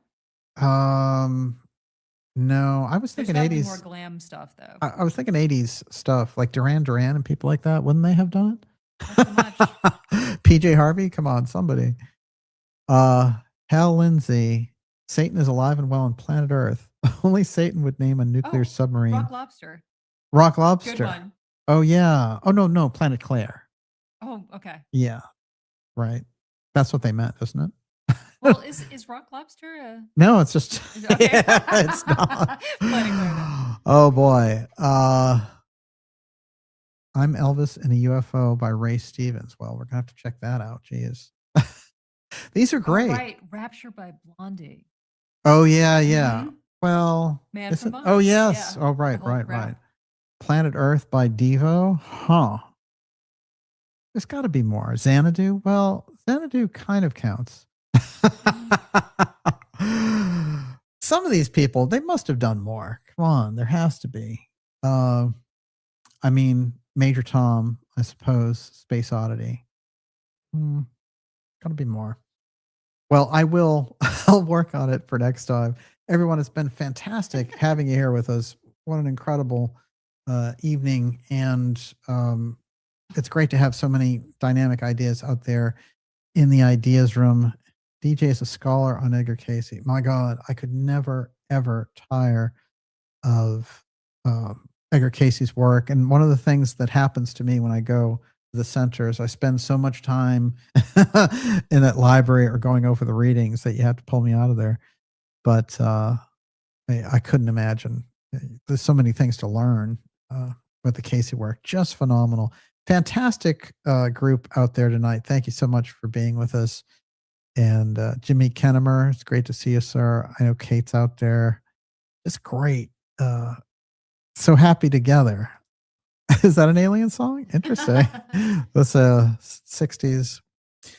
There's some great songs in the 60s, actually. I like to just go back and Jimi Hendrix, didn't he do one? Third Stone, third Rock from the Sun. DJ's the foremost expert on Edgar Casey. Thank you very much. Wow. You know, it was interesting. I saw an interview with Dan Aykroyd talking about a script that had been floating around about 5 years ago. And John Cusack was interested in it. A few different people were interested in it about Casey's life. And it hasn't materialized, but I wouldn't be surprised. Oh, Rocket Man. Yeah, that's spacey. It's weird though. There should be more UFO ones. Straight up. I guess Starman is the best. Let's face it. Oh, Space Age Love Song. That's true. Those guys. Oh yeah. Pretty much all of Gary Newman's career, right? True. I'm sure he was definitely an alien. Come on, he had to be. He started it all, right? He started all of techno. Oh, yes. Kat Goida says Friday the 13th. I forgot. And that's the second one in a row, right? We're getting into strange territory. No wonder the world is all messed up. It was a fun show tonight. Thank you, Najat. That's great. Beastie Boys, Intergalactic. I'll have to listen to that one. Everyone, thank you very much. And you know, it says end broadcast, but after all, Never really ends. it never really ends. We'll be here with you next week, and never let it be forgot. Once there was a Camelot, and There can be again. there can be again. Have a great night, and we'll see you all next week. God bless everybody. Prayers for the world.